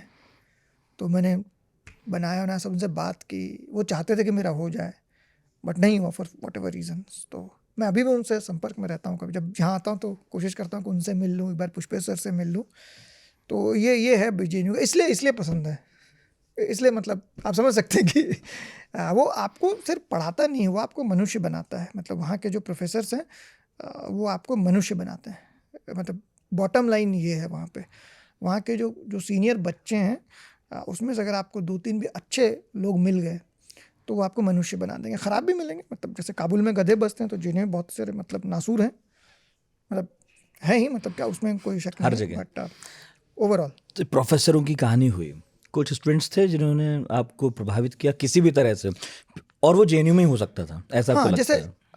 एक तो ना एक पूरा का पूरा ग्रुप था जिसके बारे में मैंने नहीं लिखा है इस किताब में। एक जैसे तबरेज़ था मेरा सीनियर, तो मुझे लगता है कि उसके साथ की बातचीत में मैंने बहुत कुछ सीखा है। वो किसी पॉलिटिकल पार्टी में नहीं था, वो किसी को पर्चा नहीं लिखता था, वो सिर्फ और सिर्फ अपना, और वो जब जेएनयू में पीएचडी कर रहा था तभी उसके ईपीडब्ल्यू में लेख आ गए थे। एक नलिन भारती थे जो कि हिंदी पट्टी बेगूसराय या समस्तीपुर से आए थे और एमफिल में आए थे, और नलिन भारती अभी भी उनसे वो आईआईटी पटना में पढ़ाते हैं। तो उनके साथ ये था कि उन्होंने मुझे ये कॉन्फिडेंस दिया कि भाई बिहार से या किसी भी छोटी जगह से आके भी अंग्रेज़ी में लिखा जा सकता है। और उनके लिए सबसे खुशी का दिन होता था कि आज आते थे सुबह, अरे सुशील, और सीनियर थे हम लोगों के, देखो आज बिजनेस स्टैंडर्ड में मेरा लेख आया है, और हम लोग बड़ा उस दिन जश्न का होता था कि नलिन भैया का जो है छपा है। तो वो बड़ा कॉन्फिडेंस मिलता था उससे कि यार मतलब हमारा भी छप सकता है, हम भी लिख सकते हैं, हम इस लायक हैं कि हम लिख सकते हैं। तो ये दो तीन लोग ये थे। फिर एक पूरा का पूरा ग्रुप था जो कि जेएनयू में होते हुए भी जेएनयू का नहीं था, है ना। उनके लिए अलग उनका ये आइडिया ही था कि भाई जेएनयू ठीक है, मतलब है तो है, हम अपना पढ़ रहे हैं, हमारा पढ़ना हमारे लिए इंपॉर्टेंट है। उस तरह के भी लोग थे जेएनयू में। उनको ये मतलब नहीं था कि भाई जेएनयू है तो कोई बड़ी जगह, वो जेएनयू को कोई ब्रांड मानते ही नहीं थे। वो कहते थे कि पढ़ तो मैं खुद ही रहा हूँ ना। तो वो अलग अपनी उनकी लाइन थी पूरी की पूरी। तो वो थे खुर्शीद इमाम थे जो हिब्रू के प्रोफेसर हैं भाई। उनके साथ समय बिताना, जो लोग ये बात कहते हैं ना कि कट्टर और ये और वो, मतलब जो मुसलमान टोपी लगा ले वो कट्टर होगा, ऐसा नहीं है यार। मतलब खुर्शीद भाई हिब्रू पढ़ाते हैं और वो 5 वक्त नमाज पढ़ते हैं, हम लोग उनके साथ रहते हैं। तो उनके बारे में है ना कि वो नमाज पढ़ के और हम ऊपर, वो अपनी पलंग देते, तुम सवेरे मैं नीचे सो जाऊँगा। उन्हीं के कमरे में आप इल्लीगली हाँ, रहते थे? हाँ। वो जब मैं लंदन से लौटा था तब की बात है। तो ऐसे लोग आपके लिए जीवन भर के आपके साथी बन जाते हैं, है ना। वो फिर आपके जीवन से छूटते नहीं है। तो जैसे आप कहेंगे ना कि भाई मैं कम्युनल क्यों नहीं हुआ, तो मेरे पास तो ऐसे लोग थे यार, मेरा तो जीवन इन्हीं लोगों से बना है। मतलब आप देख रहे हैं ना मेरा जीवन उन्हीं लोग, अब जैसे ये अभी 20 साल पहले उनसे परिचय, उनसे अभी मैंने लेख लिखवाया है हिब्रू के बारे में, हिब्रू से उनका जीवन कैसे बना। अखिल रंजन है, ये मेरा जूनियर है पर्शियन का, तो उनसे मैं सीखता हूँ। प्रमोद कुमार तिवारी और सागर जो अभी इंडस्ट्री में बॉम्बे जिनकी वो है, जिनके गाने बॉम्बे में काबा, ये लड़का और प्रमोद तिवारी 2002-3 में भोजपुरी में कविताएं पढ़ते थे। और उस समय भोजपुरी में कविता पढ़ना जेएनयू में बड़ा वो माना जाता था कि मतलब पागल हो क्या। दोनों भोजपुरी में करते, तो आज दोनों का देख लीजिए आप काम, सागर का काम इतना ज़बरदस्त काम है। तो ये ऐसे मैं बना हूँ, इन लोगों से मैं बना हूँ इनिशियली। तो फिर जैसे एक लड़का जो मेरा रूममेट जो बड़ा गंदा रहता था, उसकी क्या कहानी यार। अभी परसों जो प्रकाश, वो एक मैंने किताब का गाय टेलीज वाला, हाँ। तो उसमें कुछ बात थी, तो मैं किसी को कह रहा था कि गाय टेलीज की जो बड़ी क्लासिक किताब है जो अमेरिकन 6 रिवॉल्यूशन पे है, तो उस लड़के ने मुझे पढ़ने के लिए दी थी, जो रहता था बड़ा गंदा लेकिन बहुत पढ़ता था वो। मैंने नेशनल ज्योग्राफिक उससे पढ़ना सीखा। उसके पास हर अंक था नेशनल ज्योग्राफिक का, रखता था घर अपने कमरे में। तो उसने क्या कह रहे तुम ये पढ़ो। तो वो जैसे गाय टेलीज की किताब है दाई नेबर्स वाइफ, तो मुझे कुछ नहीं आइडिया था कि क्या किताब, मैंने उठाया और मैं मतलब उचरस किताब एकदम। और वो सिर्फ किताब ये नहीं है कि वो अमेरिका के बारे में, वो अमेरिका के पूरे एक फेज़ के बारे में, 60 और 70 के दशक में अमेरिका में सेक्स रिवॉल्यूशन कैसे हुआ था, और क्या उसको किताबों से जोड़ के, जैसे लेडी चैटरलीज लवर है तो बैन हो गई किताब।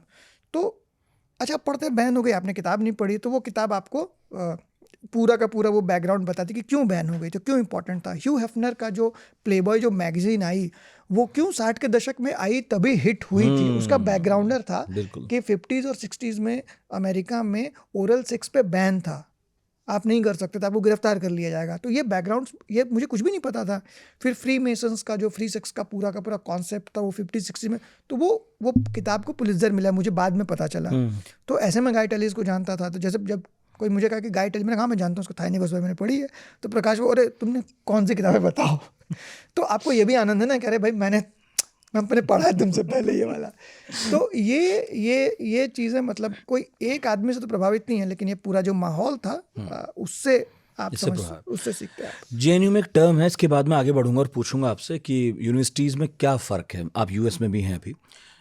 एक टर्म है लेकिन वो खुल जाते हैं वहाँ लोग कई हाँ, बार। खुल क्या हो जाता है? हाँ, खुल जाते हैं खुल हाँ, मैं भी खुलते खुलते बच गया।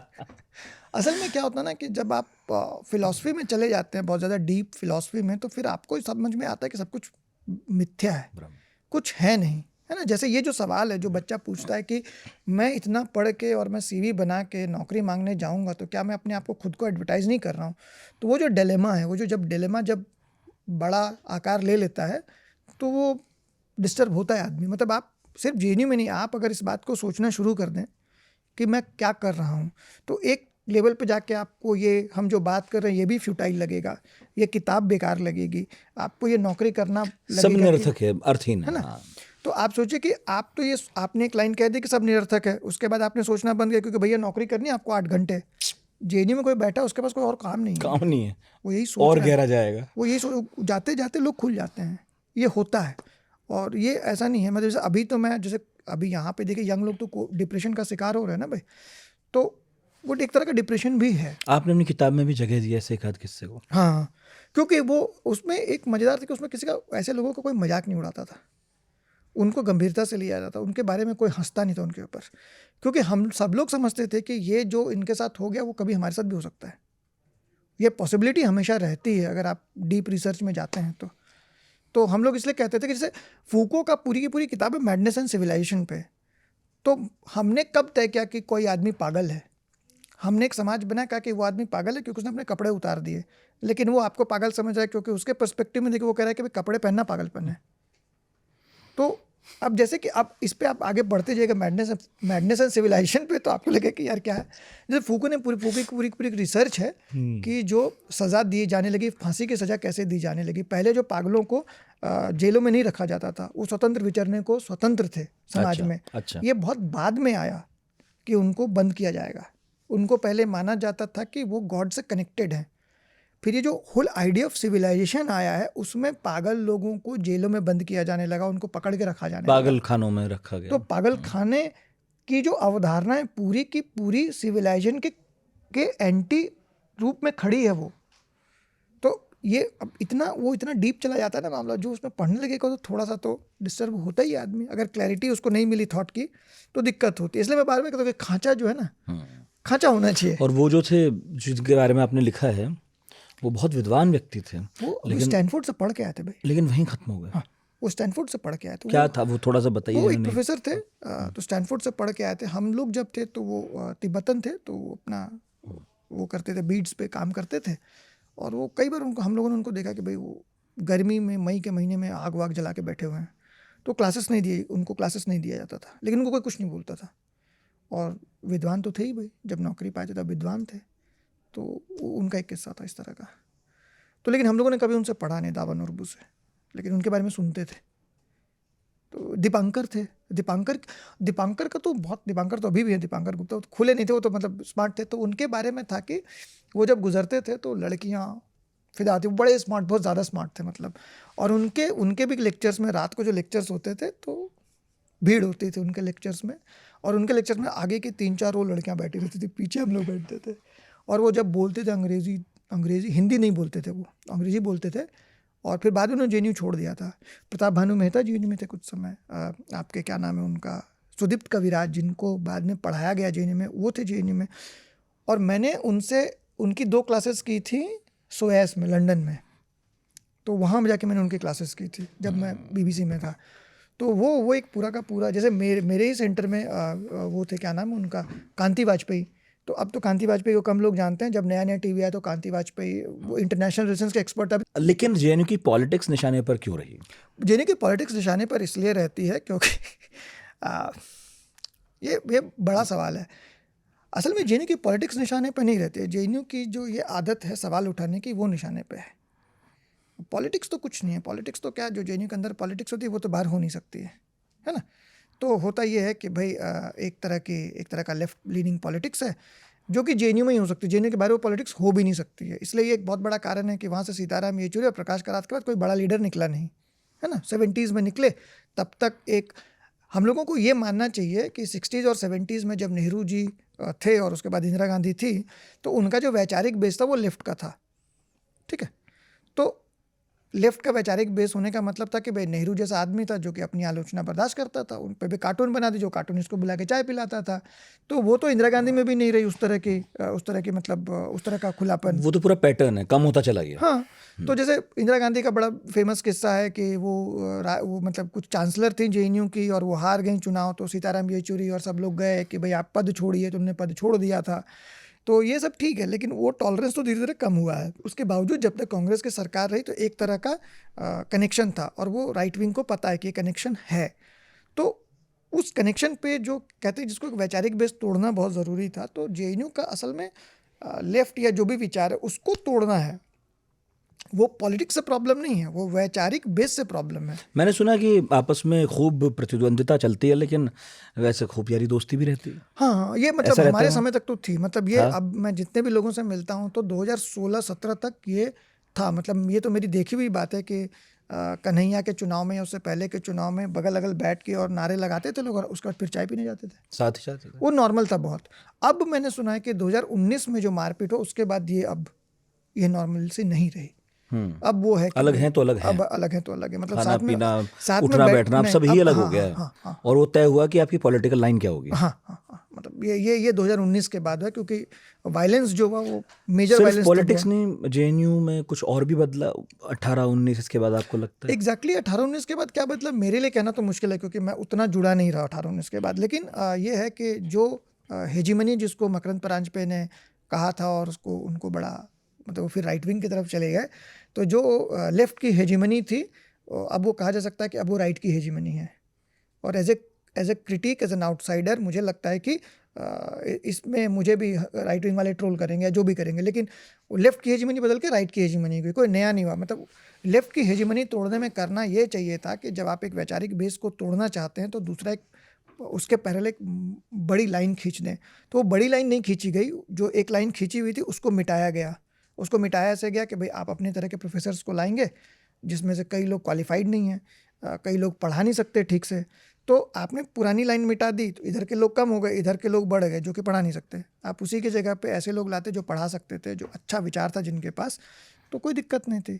तो ये प्रॉब्लम है। जो नुकसान जेएनयू का लेफ्ट लीनिंग पॉलिटिक्स ने किया होगा या हेजेमनी ने किया होगा, वो ये इसने भी किया है। थोड़ा ये कोई हो कि ये फर्क थोड़ा हुआ जल्दी नहीं, हुआ, जल्दी मतलब हो उसको गया। होने में उसमें थोड़ा समय लगा था। इसमें समय नहीं लगा। हाँ बिल्कुल। पहले ये भी था थोड़ा सा कि पहले क्या था कि मैं जितना समझ पाया हूँ कि पहले थोड़ा सा प्रोफेसर्स का लिहाज था कि अपॉइंटमेंट हो रही तो प्रोफेसर की बात सुन लो यार, एक आदमी इनका भी रख लो। अब वो नहीं, अब तो भैया पॉलिटिकल लीनिंग ही देखते हैं।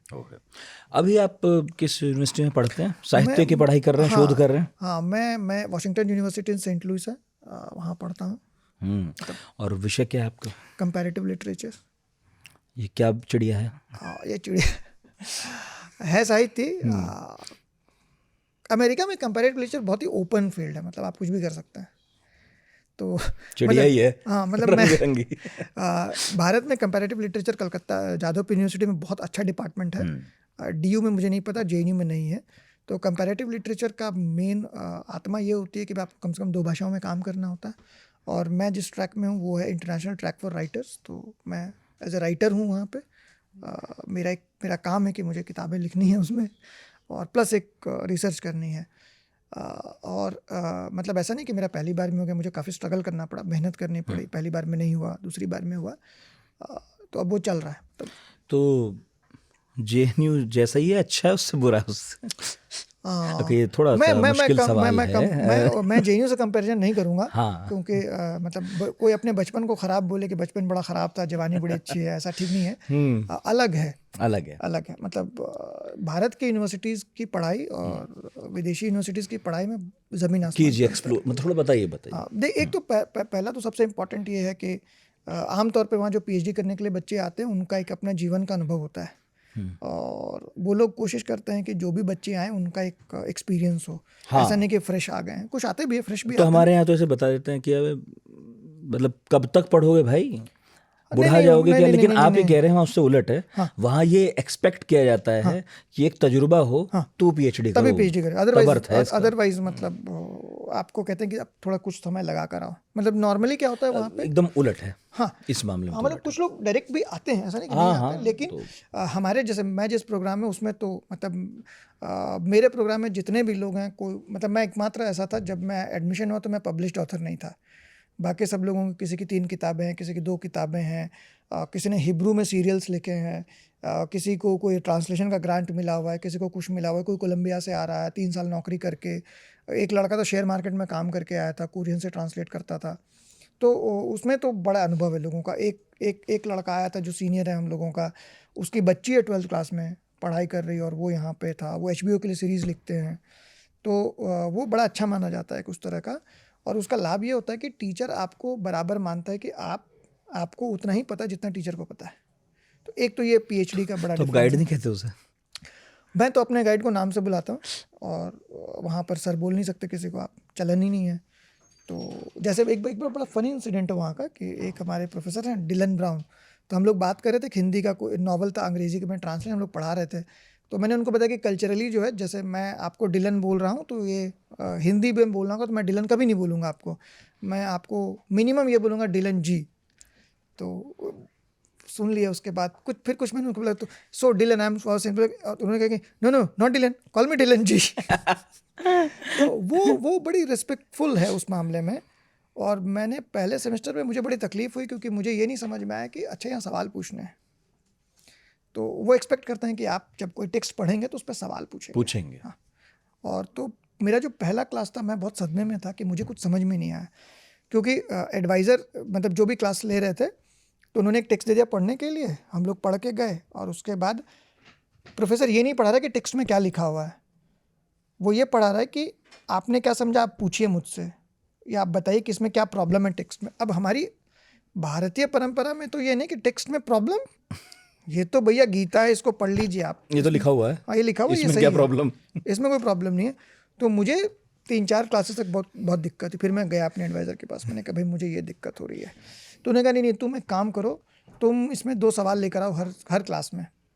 और तो फिर मुझे धीरे धीरे समझ में आया कि भाई आपको सवाल पूछने हैं, और जब दिक्कत ये है कि जब आप सवाल पूछेंगे तो आपको ज़्यादा पढ़ना पड़ेगा, तभी आप सवाल करेंगे, क्योंकि आपके सवाल का कोई बेस होना चाहिए, किस आधार पे सवाल पूछ रहे हैं आप। आपने कहा कि ये किताब ख़राब है तो आपको बताना पड़ेगा क्यों ख़राब लग रही है आपको। ये नहीं कह रहे ये बहुत ही वाहियात किताब लिखी आपने, क्यों लिखी भाई। जैसे एक बार इस किताब की से बात कर रहे थे तो उस आदमी ने क्या कहा कि यह कोई कालजयी किताब नहीं है। तो मैंने उनको रोका, मैंने कहा किसने कहा कि ये कालजयी किताब है? मैं तो नहीं कह रहा, किसी ने रिव्यू में नहीं लिखा ये कालजयी किताब है, आप किस आधार पे कह रहे हैं कालजयी किताब नहीं है? मैंने कहा इसका मतलब उन्हें पढ़ी नहीं है किताब। तो वो थोड़ा हकबका के, उनको शायद पहला ऐसा राइटर मिला होगा जो उनको कह रहा है कि तुमने पढ़ी नहीं किताब, कुछ बकवास मत करो। तो मैंने कहा यार ये लाइन ऑफ क्रिटिसिज्म ही बड़ा वाहियात है कि कालजयी किताब नहीं। कौन सी किताब कालजयी पता चलता 6 महीने में, 5 साल 10 साल 20 साल के बाद पता चलता है, बीतने पर पता लगता है वो कालजयी थी। तो खैर वापस आते हैं जहाँ आप थे। मैं यहाँ था, और क्या अलग दिखा आपको बाहर की यूनिवर्सिटी में? मैं उन लोगों के लिए पूछ रहा हूँ जो यहाँ रहते हैं, वो कभी नहीं गए, उन्हें नहीं मालूम वहाँ के विश्वविद्यालय कैसे काम करते हैं। एक तो सुनते हैं हम बहुत हैं कि जी हमारे सिस्टम खराब है, उनका अच्छा है। सिस्टम खराब अच्छे का नहीं है यार, चल वो छोड़ देते हैं बहस को, पर आपने क्या फ़र्क पाया? हाँ, मैंने तो सबसे बड़ा फ़र्क ये पाया कि जो अंडर ग्रेड आता है 17-18 साल का लड़का, उसको भी उतनी ही गंभीरता से लिया जाता है जितना कि PhD वाले को।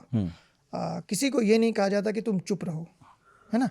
और ज़्यादातर लेक्चर्स जो है डिस्कशन बेस्ड होते हैं। इसका मतलब कि सामने वाला पढ़ के आया है टेक्स्ट, आप नहीं पढ़ के आएंगे तो आपको कोई कुछ बोलेगा नहीं। मतलब वो मान के चलते हैं कि आप जिम्मेदार हैं, आप नहीं पढ़िए तो जाइए, आप सवाल नहीं पूछेंगे तो आप जाइए, कोई आपको बोलेगा नहीं ज़बरदस्त, आप कोशिश करेंगे देख लीजिए। और रिस्पेक्ट बहुत है, अगर आप कुछ भी सवाल पूछ रहे हैं तो आपको बहुत रिस्पेक्टफुली जवाब दिया जाएगा। कोई प्रोफेसर ये नहीं कह सकता कि यार तुम क्या बकवास कर रहे हो। कोई सवाल बेवकूफ़ाना नहीं है, कोई भी सवाल बेवकूफ़ाना नहीं है, ये एकदम अंडरलाइन कर दिया जाता है। वहाँ भी ऐसे चुनाव होता है स्टूडेंट यूनियन वगैरह का? नहीं उसमें, लेकिन ये होता है कि भाई आप स्टूडेंट विंग एक होता है उसमें कि भाई आपको जिसको भी इंटरेस्ट है आप आइए, और अगर 4 लोग हैं तो उसमें कर लेंगे कि भाई कौन बने, आप लोगों के हिसाब से बन जाते हैं। कहीं पे चुनाव होता है, लेकिन हम इधर ऐसा नहीं होता चुनाव, ऐसा वाला नहीं होता। क्योंकि देखिए मुद्दा होगा तभी तो चुनाव होगा ना। हाँ। जैसे मान लीजिए क्या मुद्दा है, पिछले बार हमारी यूनिवर्सिटी में ये मुद्दा था कि जो शादीशुदा लोग हैं उनकी स्कॉलरशिप बढ़ा दी जाए। ठीक है, तो मेमोरेंडम जाके दिया बच्चों ने, तो उन्होंने बढ़ा दी स्कॉलरशिप की, ठीक है। मुद्दा ही खत्म। हाँ, मतलब उनका है ना कि जेन्युइन मजा ही नहीं आ रहा पॉलिटिक्स में। हाँ, जैसे मुद्दा ही खत्म हो गया। मुझे अपने बच्चे का पहले कुछ पैसा देना पड़ा था स्कूल में, तो मैं गया उनके पास, मैंने कहा मुझे दिक्कत हो रही है, तो उन्होंने कहा कहाँ क्या है बताया, उन्होंने मीटिंग की एक बता दिया मैंने, उन्होंने स्कूल को फ़ोन कर दिया कि भाई ये स्टूडेंट है तो इनका देख लीजिए, नहीं तो आप जो भी बिल है हमें चार्ज कर दीजिए, तो हो गया ख़त्म। जय हो। मतलब वो इस तरह से चलता है मामला। लेकिन ऐसा नहीं कि पूरा पॉलिटिक्स फ्री है। जैसे डिमांड हुई एक बार हमारे यूनिवर्सिटी में, मैं नहीं था तब स्टूडेंट, तो डिमांड की कि भाई $15 पर आवर का पैसा दिया जाए, तो यूनिवर्सिटी ने कहा कि ठीक है हम देंगे, लेकिन दिया नहीं। तो उसमें क्या किया लोगों ने कि कॉन्वोकेशन में 20 बच्चों ने उनका नाम जब पुकारा गया तो पीठ फेर के खड़े हुए चांसलर के सामने, और उसका नतीजा ये हो कि 3 दिन के बाद उसने भी शर्म आ गई, सर्कुलर आ गया कि भाई $15 कर देंगे हम। क्या मतलब उन लोगों में दृढ़ता की कमी है? नहीं कमी तो नहीं है, लेकिन देखिए वो ना असल में क्या है कि पुराने हैं, मतलब इंस्टीट्यूशंस बहुत पुराने हैं।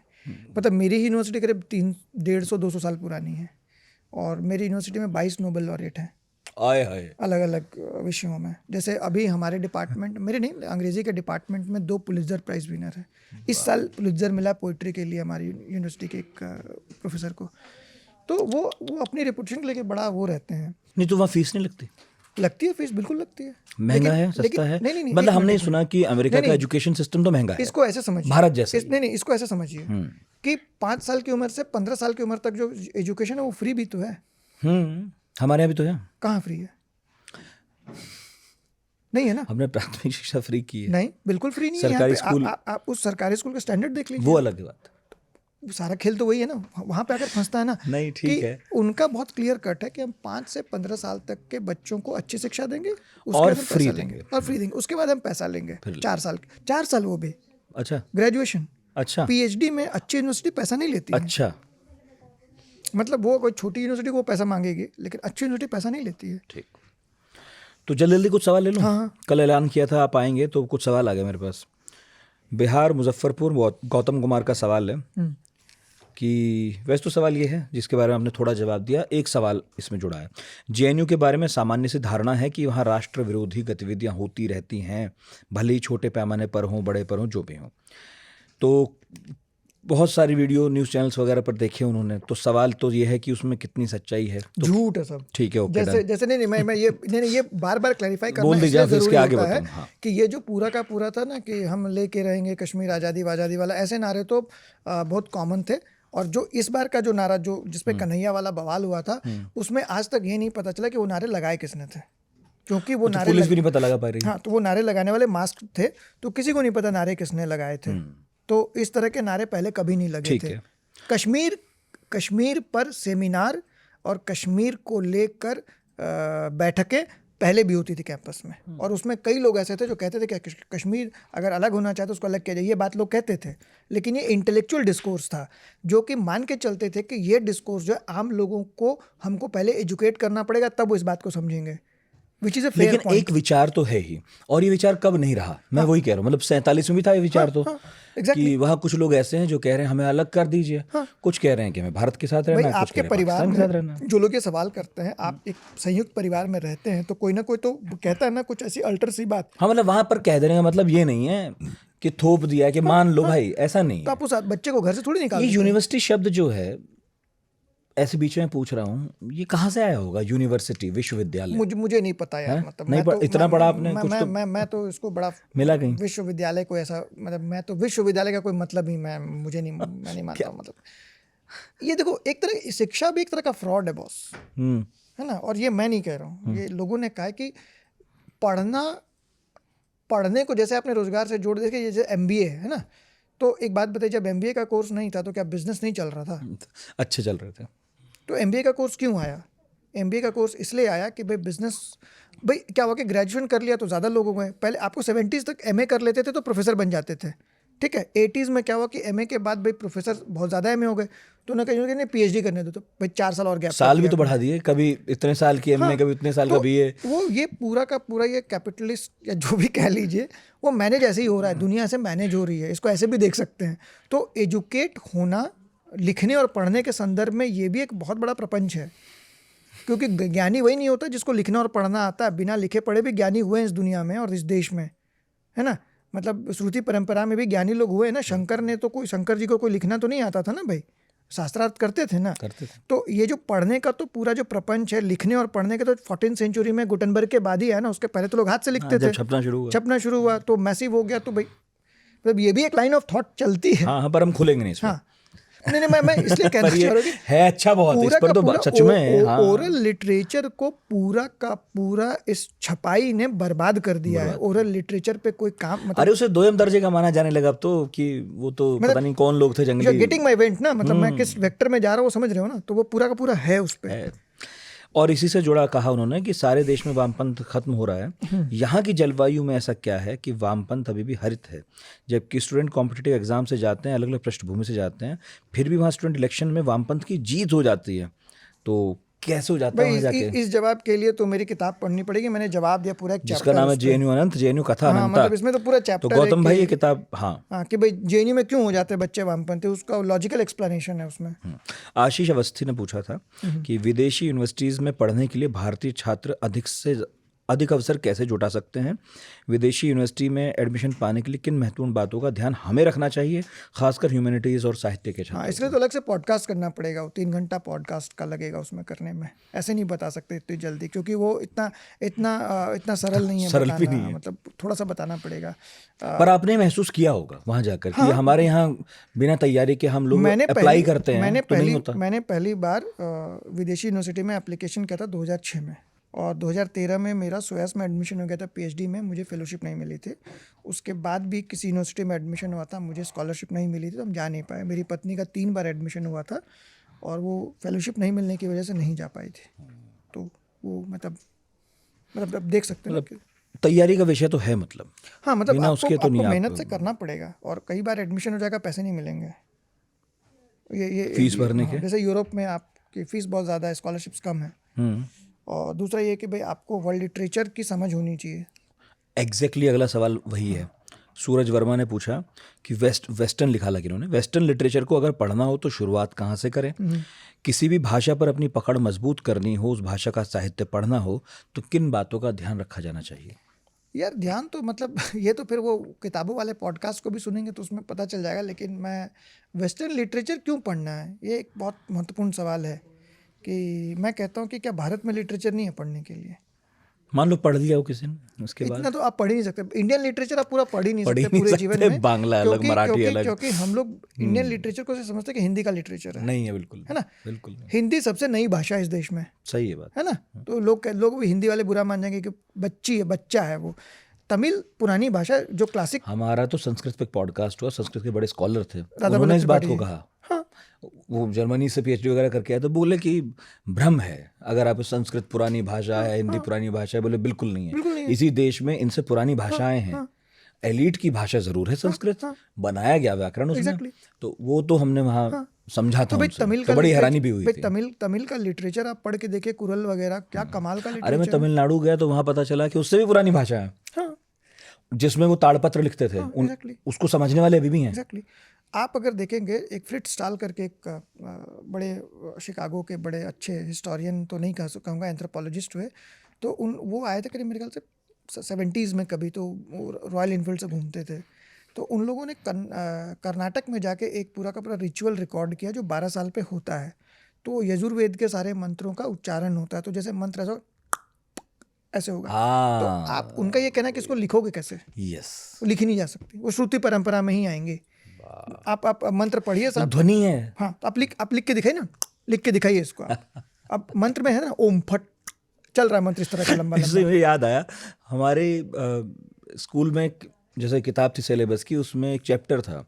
तो एक महिला मरी हुई मछलियों को देखकर जैसे ये वाली आवाज निकल दे, तो उसने ना आधा चा पूरा चा लिखा।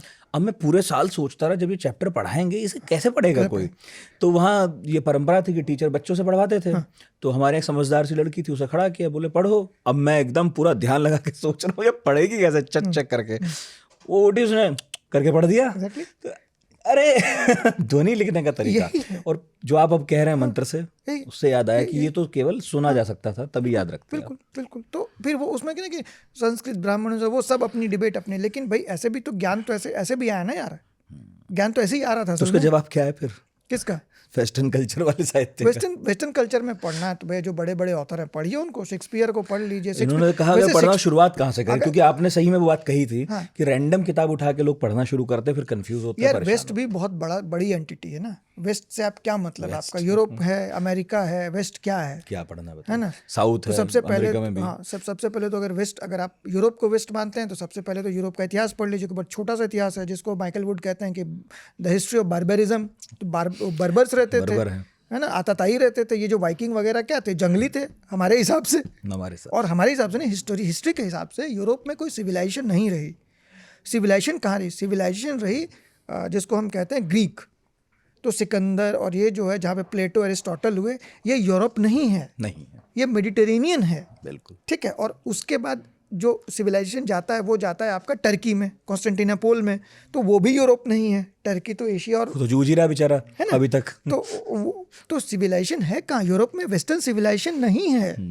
ये बात लोग नहीं मानते हैं। माइकल वुड की किताब पढ़िएगा, द स्टोरी ऑफ सिविलाइजेशन, तो 5 सिविलाइजेशन गिनाए, चाइना, मायन, इंडिया का हड़प्पा वाली सिविलाइजेशन, और इराक में जो सिविलाइजेशन सुमेरियन सभ्यता है ना। हाँ। और एक और कुछ है, चाइना हो गया, मेक्सिको हो गया, इंडिया हो गया और इराक हो गया, 4। और यूरोप की सभ्यता को उन्होंने कहा कि बारबेरियंस थे उसमें, ETC हाँ एटसेट्रा। बारबेरियंस थे, उनको पता नहीं था कुछ भी ना, उनके पास कुछ नहीं था, उनके पास शहर नहीं था, उनके पास हथियार नहीं थे, उनके पास कुछ भी नहीं था। तो ये मैं नहीं, साहित्य तो तभी आता है जब आप सिविलाइज्ड हो। तो भाई सबसे पुराना साहित्य क्या है? होमर का इलियाड का होमर ही तो है। हाँ बिल्कुल, है ना। और वो कहाँ का है? वो यूरोप में तो है नहीं, वो ग्रीक में है। वो ग्रीक है। तो ग्रीस तो यूरोप है नहीं, ग्रीक वो है मेडिटेरेनियन है। तो आपने क्लेम कर लिया ना। द प्रॉब्लम है कि वेस्ट ने क्लेम कर लिया कि भाई ये मेरा है, प्लेटो एरिस्टोटल। बढ़िया बात है, मेरी है। हाँ जो बढ़िया बात है वो मेरी ही तो है। सब मतलब वो फिर प्रॉब्लमेटिक है ना कि आप एरिस्टोटल और प्लेटो के बाद आप सीधे आते हैं थॉमस एक्विनास पे, उसके बाद आप आते हैं शोपेनहावर वगैरह पे जो जर्मन फिलोसफर्स हैं। तो अच्छा, शोपेनहावर को जिसने पढ़ा है वो जानता है कि भाई पूरा का पूरा उसने गीता से उठाया है। मान ही लिया है। हाँ मानना ही पड़ेगा ना, वो है तो है ना, मान ही रहे। तो मानना पड़ेगा आपको, उसमें उपाय नहीं है कोई दूसरा आपके पास। दिक्कत ये हुई 14th-16th सेंचुरी में जब ये कॉलोनियल एम्पायर्स खड़े होने लगे, स्पेन, पुर्तगाल और उसके बाद फ्रांस और फिर ब्रिटेन और फिर अमेरिका। तो हमारी समझ हिस्ट्री की वो 600 साल पे फंस गई है। उसके पीछे जाएंगे तो दुनिया अलग है। फिर वो कहते हैं इस्लाम प्री इस्लाम भी तो है यार इराक में, ईरान में प्री इस्लाम भी तो है, कुछ चल रहा था ना पहले। तो थोड़ा सा वाइडर करना पड़ता है। खैर मतलब बहुत मैं भाग गया हूँ, इधर उधर लग रहा है। लेकिन इसका जवाब जो हमारा किताब वाला पॉडकास्ट है उसमें आपने दिया मिल जाएगा। अगर वेस्टर्न पढ़ना है और ग्रीक को भी वेस्टर्न मान ले तो होमर पढ़िए, इलियाद पढ़िए, सब कुछ अंग्रेजी में उपलब्ध है। और कंटेम्प्रेरी पढ़ना है तो नोबेल में देख लीजिए, अंग्रेजी में नोबेल प्राइज किसको मिले वहाँ वो ज्यादा आसान है। वो प्रतिनिधि साहित्य तो है कम से कम, ऐसा मान लो। तो क्योंकि दिक्कत क्या है ना, अगर आप मैं बोले शैली पढ़ लीजिए, कीट्स पढ़ लीजिए, तो फिर उसके कॉन्टेक्स्ट नहीं समझ में आएंगे आपको, है ना। फिर मैं उसमें बता दूंगा ड्रैकुला पढ़ लीजिए, तो वो फिर वेस्टर्न इतना बड़ा सा वो है ना, फिर वहाँ मुश्किल है। सैयद इंसाफ नागौर सिंह हैं। देश की इतनी बड़ी यूनिवर्सिटी जो मेरे ख्याल से इसकी विदेशों में भी चर्चा होती ही होगी, मतलब वो JNU के लिए कह रहे हैं, लेकिन विवादों में क्यों रहती है और समय समय पर विवाद यहीं से जन्म लेते हैं, अक्सर खत्म भी हो जाते हैं। असल में क्या है ना कि लोग हिस्ट्री देखते नहीं है। JNU से विवाद शुरू वो 2016 के बाद ही, उससे पहले कोई बहुत बड़ा विवाद JNU को लेकर हुआ नहीं है। सच है। तो नहीं है, हमारे हाल फिलहाल है ये, अभी की मेमोरी है हमारी कि सारे विवाद वहीं हो रहे हैं क्या। हाँ, DU में कोई विवाद नहीं हो रहा है। लोग ये भूल जा रहे हैं कि जब मनमोहन सिंह आए थे JNU में तो उनको भी काले झंडे दिखाए गए थे। ये बात कोई नहीं बताता। हाँ, हमें इसलिए पता है क्योंकि हम उस वक्त भी खबरों के धंधे में थे, तो याद है हमें। तो ऐसा कोई विवाद JNU में हुआ नहीं है। हर्षिता ने पूछा कि JNU का एक विशेष कल्चर है, जितना सुना पढ़ा उस हिसाब से लड़कियों के लिए तो बहुत अच्छा माहौल है, इसे वहाँ कैसे मेंटेन किया गया? क्या स्टूडेंट यूनियन वगैरह की कोई विशेष गाइडलाइन जारी करनी पड़ती रही? मेरा मतलब है कि हर तरह की विचारधारा और देश के अलग अलग हिस्सों से आकर भी लोग JNU की लड़कियों के लिए मतलब बेहद सुरक्षित कल्चर बना इसके लिए आपको मेरी किताब पढ़नी पड़ेगी, उसमें सब कुछ एक्सप्लेन किया हुआ है। हाँ मैंने पढ़ी। बट बेसिक बात यह है कि वैसे हमारे जैसा बच्चा जो छोटे शहर से जाता है और नेचुरली भाई लड़कियों को देखता है तो थोड़ा सा मतलब चकराता ही है। तो हम जो सीनियर्स होते हैं वो सीधे पूछ लेते हैं कि भाई क्या देखना है तो जाके देख लो, सामने से बात कर लो, ऐसे मत घूरो। तो नॉर्मली लोग घूरते नहीं हैं। मतलब अगर किसी ने देख भी लिया आप ऐसे घूर रहे हैं तो आके बोले क्या बात करो, हाँ बताओ, बात कर लो, घूर क्यों रहे हो। तो धीरे धीरे आप फिर वो हो जाते हैं, सहज हो जाते हैं। फिर आप जाके सीधे बात भी कर लेते हैं कि मतलब जेएनयू में बड़ा नॉर्मल माना जाता है। बात बन भी जाती होगी। कोई लड़का जाके लड़की से बोले कि भाई आप तुम मुझे अच्छी लग रही हो, तो मैंने सोचा मैं बोल दूं, तो लड़की बोलेगी कि हाँ बट मतलब आई एम नॉट इंटरेस्टेड, तो उसके बाद लड़का बेचारा निकल जाता है। कई लोगों ने ज़बरदस्ती करने की कोशिश की, मतलब हाथ वाथ काट लिया, तो फिर वो रेस्टिकेट हो जाते हैं, ख़त्म हो गई कहानी। एक लड़का था ऐसा हिंदी का, वो अपना खून वून से चिट्ठी उट्टी लिख के दे दी थी, लड़की ने फिर मना किया, तो फिर वो नहीं माना, तो उसको फिर रेस्टिकेट किया गया 6 महीने के लिए, सेमेस्टर निकाल दिया गया। वो अच्छा प्रोफेसर है कहीं पे आजकल, लेकिन अब होता है। होता अपने अपने समय में सबके ढंग है। हमारे परिचितों ने ऐसा बड़े बड़े इस तरह के काम किए, मना किया कि उनको, उन्होंने मना किया कि मत करिए, मत क्यों कर रहे हैं, मान जाओ। अच्छा, अशोक राज पुरोहित बाड़मेर से। भाई साहब मैं वैसे एक बात बता दूं, इतने सवाल आज तक किसी के नहीं आए। I am happy. Ashok Raj Purohit Barmer से हैं। देश में इतनी सारी विरोधाभासी बातें होने के बाद भी देश के युवाओं में जेएनयू का क्रेज क्यों कायम है? क्या इसकी वजह जेएनयू का कल्चर है या अन्य वजह है? 2-3 वजह। एक तो बड़ी सस्ते में पढ़ाई हो जाती है यार, है ना, फीस बड़ी कम है। दूसरा ये है कि आप मतलब आप दुनिया का कोई से भी रेडिकल विचार वहाँ पे प्रकट कर सकते हैं, आप वो रोकेगा नहीं।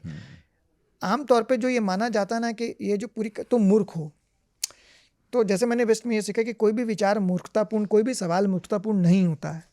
तो जेएनयू में कमो बेश इस बात को फॉलो करते हैं, पहले से मानते रहे। कम से कम ढाबे वाबे पे ना कुछ भी बकवास कर लो तुम, कि तुमने जैसे कहा कि नहीं तेलंगाना को अलग हो जाना चाहिए, तो कोई तुमको ठीक है चलो, हाँ ये भी चलो ठीक है, चलो ठीक है, एक आदमी बोल रहा है तो करो, तुम पर्चा निकालो, ऐसा तुम एक पर्चा निकालो, अब पढ़ना पड़ेगा। हाँ तो अब जाके पर्चा निकालने के लिए बेचारा पढ़ेगा, कर पता क्यों कहेगा कि साहब नहीं 1930s में हमने देखा था कि भाई एक मूवमेंट चला था, निकले थे, तो इसलिए निकाला जाएगा, उसमें भाई भूख हड़ताल में मरे थे तेलुगु में, तो आपने बड़ी इंटरेस्टिंग बात बताई। हाँ, कि कोई भी एक रैंडम बात आपने कर दी तो उस पर बहस करने का ये तरीका कि पर्चा निकालो, उसमें क्या एक तो लिखना पड़ेगा, आपकी भाषा की परीक्षा होगी, पढ़ के आना पड़ेगा, और अगले को किसी को जवाब देना है तो भी थेथरा ही नहीं कर सकता, लिख कर जवाब दे। ये तो पहले बहुत कॉमन था, क्लासरूम ट्रेनिंग ही है। हाँ ये पहले बहुत कॉमन क्लास के बाहर कर रहे हो, अब कम हो गया, पहले ये बहुत कॉमन था कि इसमें जो प्रेसिडेंशियल डिबेट्स होते थे उसमें लोग कोट करते थे। उसमें एक जो बड़ा ख़राब किया, मैं मेरे बड़े श्रद्धेय सीनियर हैं, उन्होंने बड़ा ख़राब किया इस कल्चर को, उनके बारे में मैं नाम नहीं ले रहा हूँ क्योंकि सब मेरे परिचित भी और सीनियर भी अच्छी जगह पर है, अच्छा मतलब लीडर हैं। तो उनसे एक बार पूछा गया कि वो किताब में है वो जिक्र, तो उनसे पूछा गया कि भाई सबको पता था कि वो थोड़े से मतलब पढ़ने में लेफ्ट पार्टी के थे, तो उनसे पूछा कि भाई मार्क्स की 5 किताबों का नाम बताओ, उनको नहीं पता था, तो उन्होंने कहा कि कम्युनिस्ट मैनिफेस्टो, और उसके बाद बोला कि लेकिन तुम संघी मुझसे मार्क्स की किताबों के नाम पूछोगे, बस, है ना। उसके बाद उन्होंने कहा कि बोला कि मार्क्स कुछ ऐसा बोल के अपने के लाल सलाम, उसको नारा लगने लगा, खत्म हो गया वो मामला, खत्म हो गया। तो ये तो भाई इन लोगों ने भी खराब किया ना, अब तो पूरा देश इसी लाइन पे है। उस तरह का चल गया मामला। तुम पूछोगे, पहले तुम बताओ 5 किताबों के नाम संग पर, उसमें हो गया भैया कि लाल कुछ हो गया, लाल गाना चलने लगा, हो गया खत्म, कुछ नहीं हुआ किताब का। तो बाद में चल पड़ा था कि भाई लोग दोनों एक दूसरे 5-5 किताब के नाम पूछते थे, तो और रट के आता होगा, पढ़े ना पढ़े, भाई बता दिया 5 किताब का नाम, ले अब आगे। अब तो एक काम कर, तू 6 का बता, फंस जाएगा। तो ये सब चलता था, ये बड़े क्वेश्चन होते थे इस तरह के। अच्छी परंपरा थी। मैंने थोड़ा बहुत जितना समझा पढ़ा, तो हर ज़माने में ज्ञान पाने के अलग अलग तरीके रहे, जिनमें एक श्रुति परंपरा आप कह रहे हैं। सुकरात और उनके दौर में मैंने पाया कि वो ये कहते थे कि आप सवाल पूछो, और उस वक्त काफ़ी चलन था कॉफ़ी हाउसेस का भी, तो उसमें यह था कि एक विद्वान को आप कॉफ़ी पिलाओ, चाय पिलाओ, जो वो चाहे, और सब सवाल पूछो, उससे बड़ा कुछ नहीं हो सकता। मैं तो यही कह रहा हूँ, तुम राज कचौड़ी खिलाओ। मैंने पिलाई आपको कॉफ़ी, पर आपको पता नहीं अच्छी लगी नहीं लगी। राज कचौड़ी, हाँ आपके साथ ये आपको राज कचौड़ी खिलाओ, तो हर आदमी तो कॉफ़ी पिएगा नहीं, आप जवाब दोगे। हाँ, तो मैं बता रहा हूँ कि मतलब ये तरीके हैं ज्ञान लेने के। आज जो है, आज ये है कि रट्टा मारो, जवाब लिखो। यूनान में क्या ये भी एक तरीका है। आप जैसे वेस्ट में आप देखेंगे कि जब वो कन्वोकेशन होता है और जब डिग्री मिलती है तो आपको एक टोपी पहनाई जाती है, जो आपने देखा होगा फोटो, पीछे उसके पीछे एक चोगा होता है। हमें कभी मिल नहीं पाया ऐसा मौका, पढ़े भी कम हम। पीछे एक चोगा होता है, जो मैंने मेरी पत्नी का जब ग्रेजुएशन हुआ था तो उसमें क्या था कि पीछे एक चीज़ लटकी होती है, जिसमें ये मतलब उसमें कुछ बन जाता है ऐसा झोले टाइप का। तो ये परंपरा ये थी ग्रीक वगैरह में कि जो पढ़ने वाले लोग हैं वो एक ऐसा पीछे उनके लटका रहता था, और अगर वो जा रहे हैं, ज्ञानी है, आपको पता है कि ज्ञानी, तो चुपके से उसमें रोटी डाल दी जाती थी। अच्छा, कि उनको मांगना उसके स्वाभिमान को भी धक्का ना पहुंचे, और भाई कमा थोड़ी रहा है। हाँ, तो उस प्रथा को, उस कपड़े के जरिए जीवित रखा गया है। उसमें आजकल कंपनियां जो हैं वो वेतन डालती हैं। हाँ हाँ हाँ। दिखता तो नहीं वो होता है। सूरज कुमार वर्मा ने पूछा कि जेएनयू और विदेशी यूनिवर्सिटीज़ की अगर तुलना करें, जो मैं कर चुका, कौन सी चीज़ें बेहतर हैं, कौन सी यहाँ पर वहाँ पर, तो वो तो आपने जवाब दे दिया है।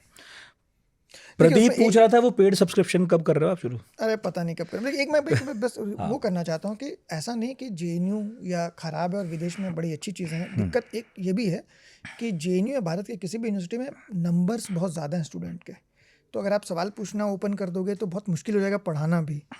और नीलाद्री जैसे एक आध टीचर या कम टीचर हैं। वेस्ट में क्या है कि क्लासरूम छोटी होती हैं तो ज़्यादा टीचर्स हैं, तो वो एक मतलब है। यहाँ पे अगर मान लीजिए कि 20 अच्छे टीचर मिल जाएं तो 200 बच्चे तो अच्छे से पढ़ जाएंगे ना, और वो मिलते भी हैं। थोड़ा सा बच्चों का भी रहता है, यहाँ पे डिग्री का एक क्रेज़ है कि डिग्री जुटानी है, और डिग्री में पढ़ना इम्पॉर्टेंट नहीं है। तो ये सब दिक्कतें हैं।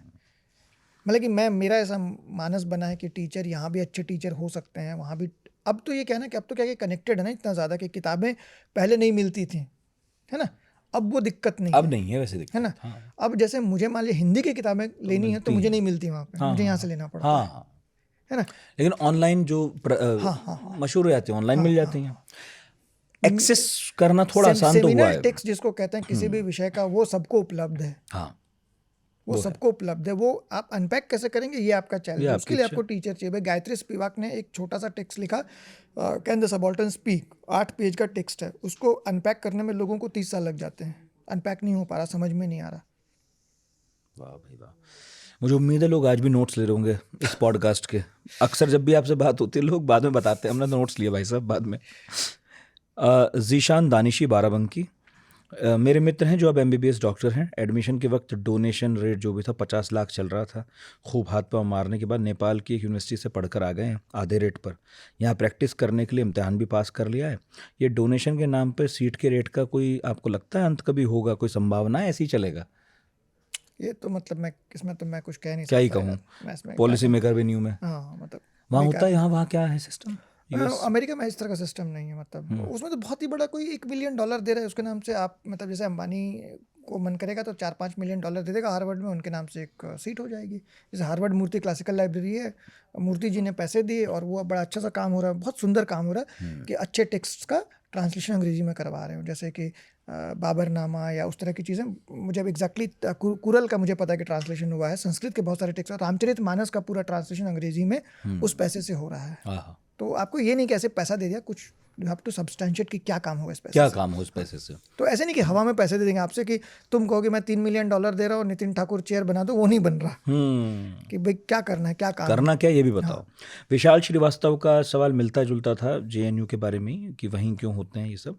फिर उन्होंने ये भी पूछा, लेकिन आपसे, आप पता नहीं इसके लिए सही व्यक्ति नहीं है, लेकिन फिर वही सिद्धांत पर हम चलेंगे, कोई सवाल मूर्खतापूर्ण नहीं होता, कि वर्तमान परिदृश्य में वामपंथ का भारतवर्ष में क्या क्या योगदान हो सकता है, इसे आप समझा? मतलब उन्हें लगता है आप समझा सकते हैं? मैं नहीं समझा सकता, ये मेरे क्या बोलते हैं, मेरे रडार में नहीं है ये। और मैं इस तरह के सवाल नहीं लेता हूँ क्योंकि बहुत वायवीय सवाल हैं, क्योंकि ऐसे सवालों के जवाब किसी के पास नहीं है। सब लोग स्पेक्यूलेट करेंगे इस पे, और मैं स्पेक्यूलेट नहीं करना चाहता हूँ। ठीक है। चंपक जी हमारे मित्र हैं बनारस के, वो कह रहे हैं भाई बुतरू जो शब्द है जिसको अक्सर प्रयोग करते हैं उसे जरूर डिकोड कराइएगा उनसे। हाँ, तो कुछ लोगों ने इसमें किया है पर आप अपने मुंह से कर दीजिए। बुतरू बिहार में मैं जिस इलाके में, झारखंड बिहार दोनों का ही हूँ, तो बुतरू किसी भी बच्चे को बोल सकते हैं। जैसे पूछते कि अरे बाल बुतरू कैसे हैं, तो जैसे बाल बच्चे कैसे हैं, तो बुतरू एक शब्द है, वो सिर्फ लड़के के लिए भी नहीं है, वो बच्ची के लिए भी इस्तेमाल हो सकता है। तो चूँकि मतलब मैंने लिखा, मुझे पता नहीं था कि ऐसा पॉपुलर हो जाएगा वो शब्द। तो आपको नहीं पता था? लोगों को पता नहीं है? मुझे नहीं पता था, मतलब मुझे तो लगा कि पता होगा सबको, पता ही होगा। तो कुलदीप है चरखी दादरी हरियाणा से। मान गया भाई साहब मैं, वैसे आपके सवाल इतने देश की जानी मानी यूनिवर्सिटी से स्कॉलरशिप के आधार पर पढ़कर भी ये काबिल स्टूडेंट्स विदेशों में निकल जाते हैं। जबकि इन यूनिवर्सिटीज़ में रहते हुए ये हमेशा देश के मुद्दों को उठाकर बहुत बड़े स्तर पर बातचीत भी करते रहते हैं। क्या यह राष्ट्र प्रेम और सामाजिक प्रेम पढ़ाई तक ही सीमित रहता है, और है तो क्यों? क्या कुछ ऐसा नहीं करना चाहिए कि काबिल लोग इसी देश में रहकर नहीं, और लोगों को काबिल बना सके? ये कैसे संभव है? आपके बारे में तो नहीं पूछ रहे? नहीं, आप क्यों चले गए? हाँ, मैं तो इसलिए चला गया क्योंकि आप तो पढ़ाई कर रहे हैं। मैं तो इसलिए चला गया क्योंकि मेरा एडमिशन नहीं हुआ यहाँ पे। अच्छा, जेएनयू में, सीधी सी बात है। मेरा हो जाता तो मैं शायद यहीं रहता। और जेएनयू के बहुत सारे स्टूडेंट हैं जो कि पढ़ाने के बाद यहीं पढ़ा रहे हैं। मतलब पुष्पेश पंत को ही ले लीजिए भाई, है ना, नीलाद्री को ही ले लीजिए, जिन लोगों से हमने सीखा वो सब यहीं के पढ़े हुए हैं। बहुत से लौटे भी हैं। बहुत से लौटे। पर ये जो है सवाल तो सच है। कृष्णा भारद्वाज नाम मैं बताता हूँ, मेरी किताब में जिक्र है। कृष्णा भारद्वाज एक महिला है जो कि एक 60s में उन्होंने पाउलो फ्रेरे करके एक इकोनॉमिस्ट की किताब का रिव्यू किया, और वो ऐसा रिव्यू था कि वो किताब आधे लोगों को समझ में नहीं आई थी, इकोनॉमिक्स के लोगों को। उन्होंने जब रिव्यू किया तो सबको समझ में आई किताब, तो उनको MIT बुला लिया, MIT ने पढ़ाने के लिए। उनको जो है जब जेएनयू स्टैब्लिश हुआ तो उनको मेल किया, उनको उनसे संपर्क किया कि भाई आप इकोनॉमिक्स डिपार्टमेंट के हेड होके आ जाएँ। MIT में 1970s में छोड़ के आ गई और उन्होंने यहाँ के इकोनॉमिक्स डिपार्टमेंट स्टैब्लिश किया। उनकी बेटी है सुधा भारद्वाज, जिन्होंने अपनी अमेरिकी नागरिकता छोड़ दी। ठीक है, प्रभात पटनायक और इला पटनायक दोनों ऑक्सफोर्ड में थे, दोनों को बुलाया गया, दोनों ने ऑक्सफोर्ड की नौकरी उस ज़माने में छोड़ के यहाँ पे पढ़ाई की, यहाँ पे आके पढ़ाया उन्होंने।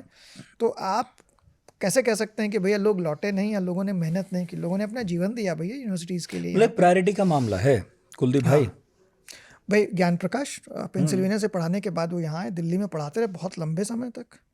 उसके बाद वो फिर गए, मतलब वो अभी पिछले मेरे ख्याल से 15-20 साल से वहाँ पे, उसके बाद तो काफ़ी समय उन्होंने यहाँ पढ़ा है। बहुत सारे ऐसे लोग हैं। कई बार क्या होता है कि नौकरियाँ नहीं मिलती हैं तो फिर चले जाते हैं, वहाँ नौकरी मिलती तो चले जाते हैं, ये भी है।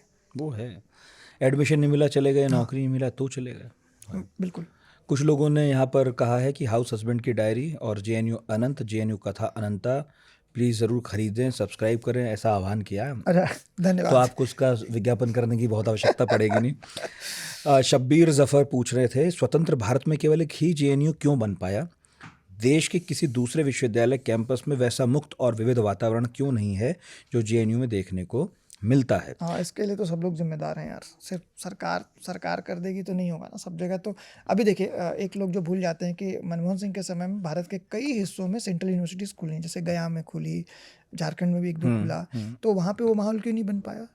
फंडिंग तो सेंट्रल यूनिवर्सिटी की हो रही थी, तो वहाँ जो लोग गए VC बन के, उन्होंने किन लोगों को बनाते कौन है माहौल? देखो, मैं बार बार कहता हूँ, संस्थान लोगों से बनता है और लोगों से संस्थान बनता है। लेकिन ये जेएनयू में जिन्होंने बनाया, ये भी कोई गुट तो था नहीं। ये तो हिंदुस्तान के अलग अलग कोनों से आए हुए लोग थे, और जो आपकी आकांक्षाएं थी, हो सकता है वो एक दूसरे से मिलती जुलती रही हो तो बन गया। उसमें क्या होता है कि लीडर का बड़ा रोल होता है शुरुआती दौर में। आपके यहाँ कौन थे? हमारे जेएनयू में VS पार्थसारथी रॉक्स, हाँ, उनके नाम पे है। उनके नाम पे जेएनयू में है। तो वो पहले VC थे। वो पहले VC थे, तो उनको क्रेडिट दिया। उसके बाद भी बड़े अच्छे VC हुए। YK अलग एक बड़े गजब के VC हुए कि जो स्टूडेंट से खड़े खड़े बात करते थे। एक और VC चड्ढा साहब, जो सागर बताता है, सागर के पास एक बार क्या हुआ कि पैसे नहीं थे हॉस्टल के मेस का बिल भरने के, तो चला गया VC के घर और खड़ा हो गया कि भाई बच्चों। तो VC साहब आए बाहर, क्या हो गया? तो कहा कि सर मेरे पास पैसा नहीं है बिल भरने को, मैं क्या करूँ? तो अच्छा चलो देखते हैं, करवा दिया। तो वो लोग, मैं इसलिए कहता हूँ कि लोगों से संस्थान बनता है और संस्थान से लोग बनते हैं। एक लीडर, खराब लीडर आ गया तो भाई आपको पूरा का पूरा ख़त्म कर सकता है एक संस्थान को। तो बाकी जगहों पे यूनिवर्सिटीज़ तो खुली, ऐसा नहीं कि नहीं खुली। यूनिवर्सिटी तो बहुत है, यूनिवर्सिटी बहुत है, लेकिन वो माहौल, हाँ आप सही कह रहे हैं, एक नेतृत्व होना जरूरी है जो नहीं मिला उस तरह का बाकी जगह पर। आप कैसे लोगों को अपॉइंट कर रहे हैं? अब ये अप्रोच करना है कि भाई ऑक्सफोर्ड में जो पढ़ा रहा है उसको बुलाएं आप। जैसे अमर्त्य सेन ने कहा है प्रभात पटनायक के बारे में कि अगर ये वामपंथी नहीं होते तो इनको नोबेल प्राइज मिल चुका होता। सोच लीजिए आप, बड़ी बात हो गई अब तो। अमर्त्य सेन ने बता दिया तो वो तो है भाई। और ये लोग भूल जाते हैं कि जेएनयू की इतनी बदनामी तो सबको याद रहती है, लोग ये भूल जाते हैं कि भाई नोबेल प्राइज विनर जेएनयू से है। अरे विदेश मंत्री जेएनयू से जा रहे हैं, वित्त मंत्री जेएनयू से हो रहे हैं, वो आप अब भूल ये भी जाते तो हैं। इनकी हैं। तो वो बदनामी को काटने का कोई वो जरिया नहीं है। मतलब ये सबसे दुखद बात ये लगती है। शब्बीर जफर ने ये भी पूछा था, और मेरी समझ में नहीं आया, आपको आएगा शायद। ARWU और QS world university ranking system किन मुख्य बिंदुओं के आधार पर रैंकिंग तय करते हैं? हमारे विश्वविद्यालय कैसे इस लिस्ट में डबल डिजिट रैंकिंग ला सकते हैं? मैं इसका बड़ा वैचारिक जवाब देता हूँ कि सब बकवास है। ओके, इसका कोई मतलब नहीं सब रैंकिंग वैंकिंग का। रैंकिंग वैंकिंग इससे नहीं तय होती है। रैंकिंग का बहुत सारा क्राइटेरिया है, उसमें डाला जा सकता है, लेकिन ये बेसिकली इससे कुछ तय नहीं होता है। जैसे कोलंबिया ने अपने आप को निकाल लिया उस रैंकिंग से। अच्छा, हमें चाहिए ही नहीं तुम्हारी रैंकिंग। नहीं, उसके कारण है। अच्छा, उन्हीं के एक प्रोफेसर ने, स्टैटिस्टिक्स के एक प्रोफेसर ने कहा कि भाई जो जानकारी मांगी गई थी यूनिवर्सिटी ने गलत जानकारियाँ दी हैं और उस प्रोफेसर को निकाला नहीं गया, प्रोफेसर अभी भी हैं। अच्छा, पढ़ाते हैं। ये सब मार्केटिंग के गिमिक्स और कुछ नहीं है। ठीक है। एक सवाल है जिसको आप नहीं ही लेंगे, मुझे पता है, क्योंकि है भी नहीं वैसा। नेताजी सुभाष चंद्र बोस के बारे में कि विशुद्ध वामपंथी थे, मार्क्सवादी, ये आज तक पता नहीं चला यार भाई। सबको खांचों में बांटने की जरूरत क्या है यार। विशाल श्रीवास्तव ने पूछा। पर देखिए, जिज्ञासा होती है ये सब जानने उनके की, बेटे क्योंकि बड़े लोग थे। सुगता बोस हैं उनके, हाँ, उनके सुगता बेटे हैं, बोस। तो उनकी किताब पढ़ लीजिए, अनीता बोस, सुभाष जी पे उनकी किताब है, पढ़िए उसकी। अनीता बोस उनकी बेटी। हाँ, तो उनका लिखा हुआ पढ़िए तो पता चलेगा वो क्या थे। वो शायद बेहतर ही बता पाए। वो हम सबसे बेहतर बताएंगे, हम लोगों से बेहतर ही बताएंगे वो। हाँ, हालांकि उस वक्त उन्होंने फॉरवर्ड ब्लॉक बनाई, कांग्रेस में भी वो जिस धड़े को रिप्रेजेंट करते थे, अगर कोई पढ़े थोड़ा सा क्लोजली तो पता चलता है कि रुझान किस तरफ था। और फिर वो हिटलर से भी मदद मांगने गए थे और तोजो से भी, उससे भी पता चलता है। तो ये तो वैसी वाली बात है ना कि यार एक आदमी में तो कई आदमी रहते हैं। हाँ, और सोवियत रूस से भी गए थे। ना मतलब आप हाँ, आप कहेंगे कि मैं जेएनयू में पढ़ा हूँ तो मैं वामपंथी हूँ, ये भी हो चुका है मेरे साथ, जबकि मैं कभी नहीं रहा। आपको देख के भी कहते होंगे हाँ, कि मतलब तुम जैसे लंबे बाल रखते मैं हो। कल गया जेएनयू तो मुझे रोका किसी ने, मैं बड़ा खुश हुआ कि मेरे शक्ल में कुछ लिखा हुआ है, कि नहीं रोकता किसी को। लेकिन ऐसा थोड़ी कि मैं एक ही मेरी पहचान है, मेरी तो कई पहचाने हैं ना भाई, क्योंकि मैं सिर्फ कि तुम सिर्फ हाउस हस्बैंड हो नहीं हो भाई, उसके अलावा भी बहुत सारे काम कर रहा हूँ। शुरू में कहा था मैंने, तो बहुत सारे हैं। तो शिवा ने पूछा कि जेएनयू जैसे संस्थान का अधिक संख्या में ना होना देश को किस प्रकार से प्रभावित करता है। ये इस प्रकार से तो प्रभावित करता है कि भाई सवाल पूछने की परंपरा खत्म होती जा रही है। तो ये सबसे बड़ा सवाल है कि लोग सवाल नहीं पूछते हैं, सवाल कम पूछते हैं। तो वो एक मुझे लगता है कि थोड़ा सा वो बात कहनी चाहिए बार बार। भाई देखिए ना, जर्नलिज्म में भी आजकल सवाल नहीं पूछते, कोई चल रहा है सब कुछ। इसके अलावा भाई साहब इतने सवाल हैं और आप कह रहे हैं सवाल कहाँ तक सवाल पूछे जाएं आपसे, इतने सवालों के जवाब आप नहीं दे पाएंगे। फिर भी ले लेता हूँ। नितेश राठौर है, मैं जिस कॉलेज में पढ़ता हूँ वहाँ परीक्षा से एक रात पहले थोड़ा बहुत पढ़कर कॉपी भरकर आने वाले विद्यार्थी तो पास हो जाते हैं, बस कॉपी भरनी चाहिए। ग्रेजुएशन पोस्ट ग्रेजुएशन में क्लास शायद ही लगती है तो कभी प्रोफेसर आते नहीं, कभी छात्र नहीं आते। उत्तर भारत के लगभग सभी कॉलेज का यही हाल है, विशेषकर ह्यूमैनिटीज से जुड़े विषयों का केवल तोता रटंत पद्धति चल रही है। क्या कारण है कि पिछले 75 वर्षों में तमाम सरकारें जेएनयू जैसी संस्थाएं भारत के अन्य राज्यों शहरों में स्थापित नहीं कर पाई? ये सवाल अभी आपने कहा था कि ये सरकारों का काम है, वो पूछ रहे हैं सरकार क्यों नहीं कर पाए, आगे बताओ। सरकार इसलिए नहीं कर पाती, जैसे मैं बताता हूँ आपको, बिहार में अभी क्या हुआ कि बड़ी सारे अपॉइंटमेंट्स हुए, ठीक है, तो जेएनयू से बहुत सारे बच्चे गए वहाँ पढ़ने के लिए, अच्छे स्टूडेंट्स गए, अच्छे अपॉइंटमेंट हुए। वहाँ पे दिक्कत ये है कि अगर आप पढ़ाने जाते हैं तो प्रिंसिपल आपको कहता है कि तुम पढ़ाने क्यों आ रहे हो, सैलरी लो, घर में बैठो। अब ये जेएनयू वाले लड़के हैं जिनको चुल मची हुई कि हम तो पढ़ाएंगे साहब, हम फ्री में लेंगे नहीं तनख्वाह, हम जानते हैं ऐसे लोगों को, तो ज़बरदस्ती पढ़ाने जा रहे। उसका फ़ायदा ये हुआ कि जो बच्चे नहीं आते थे, एक बच्चा फिर भी पढ़ा रहा है, तो पता चला कि 3 बच्चा आया, उसके बाद 6 बच्चे आ रहे, 25 बच्चे पढ़ा रहे हैं तो जाना ही पड़ेगा। तो मैं तो कहता हूँ कि वो जो जेएनयू के बच्चे जो काम करें, मैं नाम इसलिए नहीं ले रहा हूँ क्योंकि उनके साथ मारपीट भी हो सकती है वहाँ पे, इसलिए नाम नहीं ले रहा हूँ, लेकिन उन लोगों ने वो जो काम कर रहे हैं वो बहुत अनूठा काम है वो। और ये हम बता रहे हैं आपको, अगले 5-6 साल में ये बदल देंगे बिहार की पूरी शिक्षा व्यवस्था को ऐसे लोग, क्योंकि वो एक आदमी नहीं है, वो जेएनयू वाले 20-25 लोग हैं जो हैं वहाँ पे, और उनको बोला जाता है कि तुम साले जेएनयू से पागल हो, पढ़ने आ गए हो यहाँ, पढ़ाने आ गए हो यहाँ पे। ये हुआ है लोगों के साथ, और फिर भी वो छोड़ नहीं रहे, लगे हुए हैं। तो ये तो भाई वही बात जो हम कह रहे थे कि लोगों से संस्थान बनते हैं। हाँ, अगर लोग इतनी बड़ी तादाद में एक ही चीज़ चाहेंगे और वहाँ पहुँचेंगे और करेंगे तो देर सवेर तो होगा। मुझे एक बात बताइए, ये जो बच्चे जो ये सवाल पूछ रहे हैं, वो जो इस कॉलेज में या कहीं भी फीस दे के पढ़ने जाए, तो क्या उनके माँ बाप इस कॉलेज के प्रशासन से पूछ नहीं सकते कि तुम क्लासेस क्यों नहीं करवाते हो? तो ये सारा काम दूसरे लोग करेंगे क्या तुम्हारे लिए? तुम खुद कब बोलोगे? डिग्री इकट्ठी करने ही गए हो क्या? थोड़ा लड़ भी लो। हाँ, उनके पेरेंट्स जो पैसा दे रहे वो पूछे ना भाई, वो तो पूछे कम से कम, वो तो पैसा दे रहे हैं। प्रशांत विपुल पूछते हैं कि जेएनयू में छात्रों को इतना समय कैसे मिल जाता है कि वो पढ़ाई के अलावा इधर उधर की ढेर सारी गतिविधियों में शामिल हो सकते हैं। राजनीति, धरना प्रदर्शन जैसी गतिविधियां भी उसमें। फिर पूछ रहे हैं विचारधारा के कारण ग्रेडिंग, प्रोफेसर द्वारा रिकमेंडेशन आदि में लाभ हानि भी होता है क्या? फिर पूछ रहे हैं कॉलेज खत्म होने के बाद सभी विचारधारा के लोगों की दोस्ती रहती है या विचारधारा के मुताबिक सबका गुट बन जाता है? और चौथा, विश्वविद्यालयों में राजनीति होनी चाहिए, नहीं होनी चाहिए? बिल्कुल होनी चाहिए, राजनीति होनी चाहिए, मतलब उसका स्वरूप कैसा हो उस पर बहस हो सकती है ना, उस पर बहस होती है कि क्या स्वरूप होना चाहिए, क्या स्वरूप बदलना चाहिए, नया जो दुनिया जो नहीं बदले उसके अनुसार, है ना। लेकिन होनी चाहिए नहीं होनी चाहिए, इसका तो मतलब सीधा जवाब है कि होनी चाहिए। एक बात हो गई, ठीक है। पहला क्या सवाल था? एक ये भी था कि यहाँ तो सब एक साथ अच्छे से रहते हैं अलग अलग विचार के होकर भी, बाद में यार जो पॉलिटिक्स में नहीं जाना चाहता उसके लिए कोई फर्क नहीं पड़ता इन सब बातों का। मतलब जो हार्डकोर है वो तो हार्डकोर है, अपने लोगों के साथ रहेगा, वो लेफ्ट वाला भी करता है, राइट वाला भी करता है। हमारे जैसे लोगों के संबंध सबके साथ हैं, हमको कोई फ़र्क नहीं पड़ता, कोई भी चाय पिलाने बुलाएगा तो मैं चला जाऊँगा, चले जाएंगे, है ना। लेकिन वो देखते हैं कि भैया इसके साथ कॉन्वर्सेशन भी हो सकता है कि नहीं हो सकता है। जैसे मैं तुमसे बात कर रहा हूँ तो मैं भी तो चाहता हूँ कुछ सीखूं तुमसे ना, मतलब ऐसे नहीं कि मैं ही बोलता रहूँ, वो वाला मामला है। और टाइम होता है, 24 घंटे में बहुत टाइम होता है यार। आप फेसबुक और इंस्टाग्राम और नहीं करेंगे तो बहुत टाइम होता है लाइफ में करने का। प्रेम करने का भी टाइम होता है, धरना करने का भी टाइम होता है, किताब पढ़ने का भी टाइम होता है, लेकिन आप वो फेसबुक स्क्रॉल करते ना, किसी चीज़ का टाइम नहीं मिलने वाला। विपिन धनखड़ ने सवाल पूछा है, जिनके बारे में मैंने आपको बताया था कि हाउस हस्बैंड की डायरी पढ़कर वो भी अब एक किताब लिख रहे हैं, वो भी हाउस हस्बैंड रहे। नेक ग्रेड पाने के लिए भारत में यूनिवर्सिटीज़ करोड़ों रुपए खर्च करती रही हैं रंगाई पुताई खरीदारी आदि पर। कह सकते हैं ग्रेड खरीदी जा रही है। अमेरिका की यूनिवर्सिटीज़ में भी ऐसा है क्या? वहाँ के विश्वविद्यालय भी विचारधाराओं के अखाड़े बने हैं क्या? फेलोशिप देने की नीति पर तुलनात्मक रूप से कुछ बताना चाहें तो। नहीं, वो मतलब नेट ग्रिड तो वहाँ कुछ ऐसा होता नहीं है। वहाँ पे R1 R2 यूनिवर्सिटीज़ होती हैं, और R1 का बहुत क्लियर कट कॉन्सेप्ट ये होता है कि आपके यहाँ से कितने रिसर्च पेपर पब्लिश हुए हैं अच्छे जर्नल्स में। अच्छा। तो उसके आधार पे आप, अगर आपके जर्नल्स में पब्लिकेशंस नहीं है तो फिर वो आपकी ग्रेडिंग नीचे हो जाती है। ग्रेडिंग नीचे हो जाती है तो सीधा सीधा कि आपको पैसे नहीं मिलेंगे। गवर्नमेंट से कुछ जो अनुदान मिलता है रिसर्च कम हो जाएगा, वो नहीं मिलेगा। तो हम मान लेंगे काम कर नहीं रहे आप। हाँ, मतलब वो उनका तो बहुत क्लियर कट है ना, मतलब कि कितने पेपर है। अगर मान लीजिए कि एक साल में आपके 600 पेपर छप रहे हैं पूरी यूनिवर्सिटी के अलग अलग विषयों में, तो आपके पॉइंट्स हैं, पॉइंट्स हो गए, एक नंबर ऑफ पॉइंट्स है, उस पॉइंट से नीचे नहीं गिरना है। गिरेंगे तो आप R2 में आ जाएंगे, तो फंडिंग कम हो जाएगी। सही। और ये नहीं है कि भाई आप सरकार से बोल के फंडिंग ले सकते हैं, उसका कोई वो रास्ता ही नहीं है। वो कुछ नहीं, आपको सीधा कि इतना आएगा तो फंडिंग मिलेगी। उनको फंडिंग चाहिए नहीं, उनके पास ऑलरेडी अपना फंड है। जैसे मेरी यूनिवर्सिटी के पास $1 बिलियन का फंड है, एंडाउमेंट।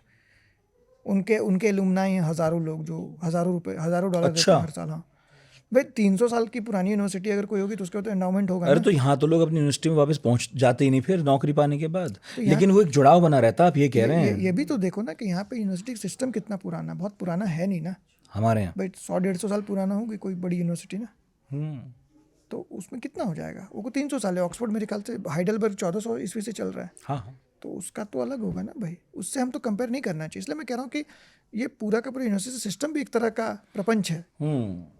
मतलब हो सकता है लोगों को लगे मैं बड़ी कंफ्यूजिंग बातें कर रहा हूँ, लेकिन नहीं, कंफ्यूजिंग नहीं कर रहे। बस ये है कि चूंकि पॉडकास्ट एक ही और बात बहुत सारी हैं, हाँ मतलब तो छोटी छोटी बातें हो रही हैं हर बारे में। तो लग रहा है कि ये मतलब क्या, ये कैसे डिकोड करने के लिए अलग पॉडकास्ट करने पड़ेंगे। उसके लिए आपको आना पड़ेगा बार बार।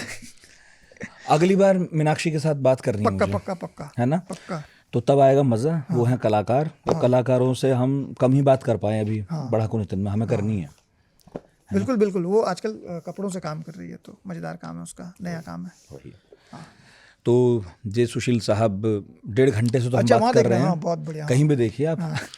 तो अंत में कुछ यदि जोड़ना चाहें, ये पॉडकास्ट का अंत है। मैंने तो बहुत कुछ पूछा, मुझे लगता है बहुत है आपसे पूछने के लिए, पर हमने किताबों पर जो बात की है पॉडकास्ट में, किताबों पर बहुत बढ़िया की है।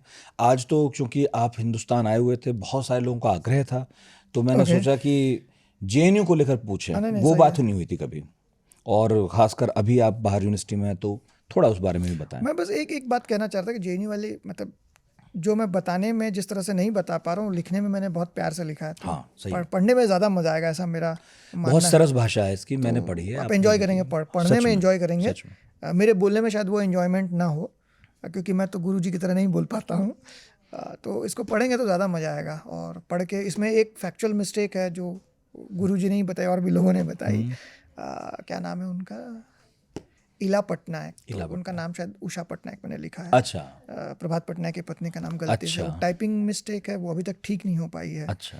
तो ये एक फैक्चुअल मिस्टेक है किताब में। नहीं, ये तो है कि इस किताब में, जिसका नाम JNU अनंत, JNU कथा अनंता है, किस्से कहानियों के जरिए आपने JNU का जैसा परिचय दिया है वो यूं मुमकिन नहीं हो पाता। हम कहानी पढ़ते हैं तो समझ में आता है कि ऐसा JNU वैसा JNU। और मैं तो बहुत बार हैरान हुआ और मन बहुत हुआ कि अब जाके एडमिशन ले लें, पर अब मुझे मालूम है वो JNU भी गुजर गया, अब एक नए तरह का JNU है। ये JNU तो वो है जो आपने जिया। हाँ, मुझे 2 लड़के मिले, उन्होंने कहा कि हमने आपकी किताब पढ़ा और फिर सोचा कि JNU अप्लाई करते हैं, और अप्लाई कर उनका हो गया। तो मैंने कहा यार ये अच्छा है। वो फिर किताब लिखेंगे अपने एक्सपीरियंस पर। बिल्कुल बिल्कुल। मैं तो कहता हूँ सबको लिखना चाहिए। जैसे मैंने पहले भी कहा कि कुछ लोगों का आपत्ति थी इस किताब से कि आपने पॉलिटिकल नहीं लिखा, लेफ्ट पार्टीज के बारे बड़ी आलोचना की आपने। तो मैंने कहा भाई डोमिनेंट पार्टी तो लेफ्ट ही थी, तो आलोचना तो डोमिनेंट पार्टी की होगी ना। मतलब अभी जैसे मान लीजिए कि सरकार है, तो मैं अभी मैं कांग्रेस पार्टी की या लेफ्ट की आलोचना क्या करूंगा? वो तो आपने हरा दिए तो आलोचना करके आप क्या करते हैं? हाँ, मतलब वो साइड लाइन तो हो गए। भाई ठीक है। तो खैर ये है। तो बहुत बहुत शुक्रिया आपका, बहुत बहुत शुक्रिया आपका नितिन, इतना वक्त दिया आपने और इतनी बात की आपने। धन्यवाद। अब कुछ सवाल और आएंगे, मैं इकट्ठे कर लूंगा। ठीक है। अगली बार जब अमेरिका से लौटेंगे तो हम फिर बैठेंगे, 3-4-6 महीने तो हो ही जाएंगे। फिर कुछ नया कुछ कर लेंगे, तब तक कोई नया इशू आ जाएगा, तब तक नई किताब आ जाएगी कोई। Hopefully hopefully. मैं उतनी जल्दी से लिख नहीं पाता हूँ। और ख़ासकर अगले पॉडकास्ट में पढ़ाकू नितिन के जब जय सुशीला आएंगे तो उन किताबों पर बात करेंगे जो इस वक्त वो पढ़ रहे हैं, क्योंकि लिटरेचर उनका सब्जेक्ट है। और जब मेरी आपसे बात हुई थी तो आपने बहुत कमाल बातें कुछ बताई थी उन किताबों को लेकर। जैसे कुछ उपन्यास हैं जिसमें आपने बताया कि उसमें पात्रों का लिंग पता नहीं चल रहा है, वो महिला है या पुरुष है, स्पेसिफिक करना ऐसे ऐसे प्रयोग हैं हाँ लिटरेचर की दुनिया में जो हमें नहीं मालूम है, हमें नहीं पता चलता। उन प्रयोग के बारे में तो जरूर किसी दिन बात होगी इस तरह की किताबों उपन्यासों की भी। और हम लोग बात करेंगे एक्सपेरिमेंटल लिटरेचर की। तो आज के पॉडकास्ट से तो बहुत सारी बातें पता चली होंगी, और चली या नहीं चली ये बताना है radio@aajtak.com पर। आज के पढ़ाकू नितिन में इतना ही, अगले गुरुवार फिर हाजिर होंगे। बहुत बहुत शुक्रिया।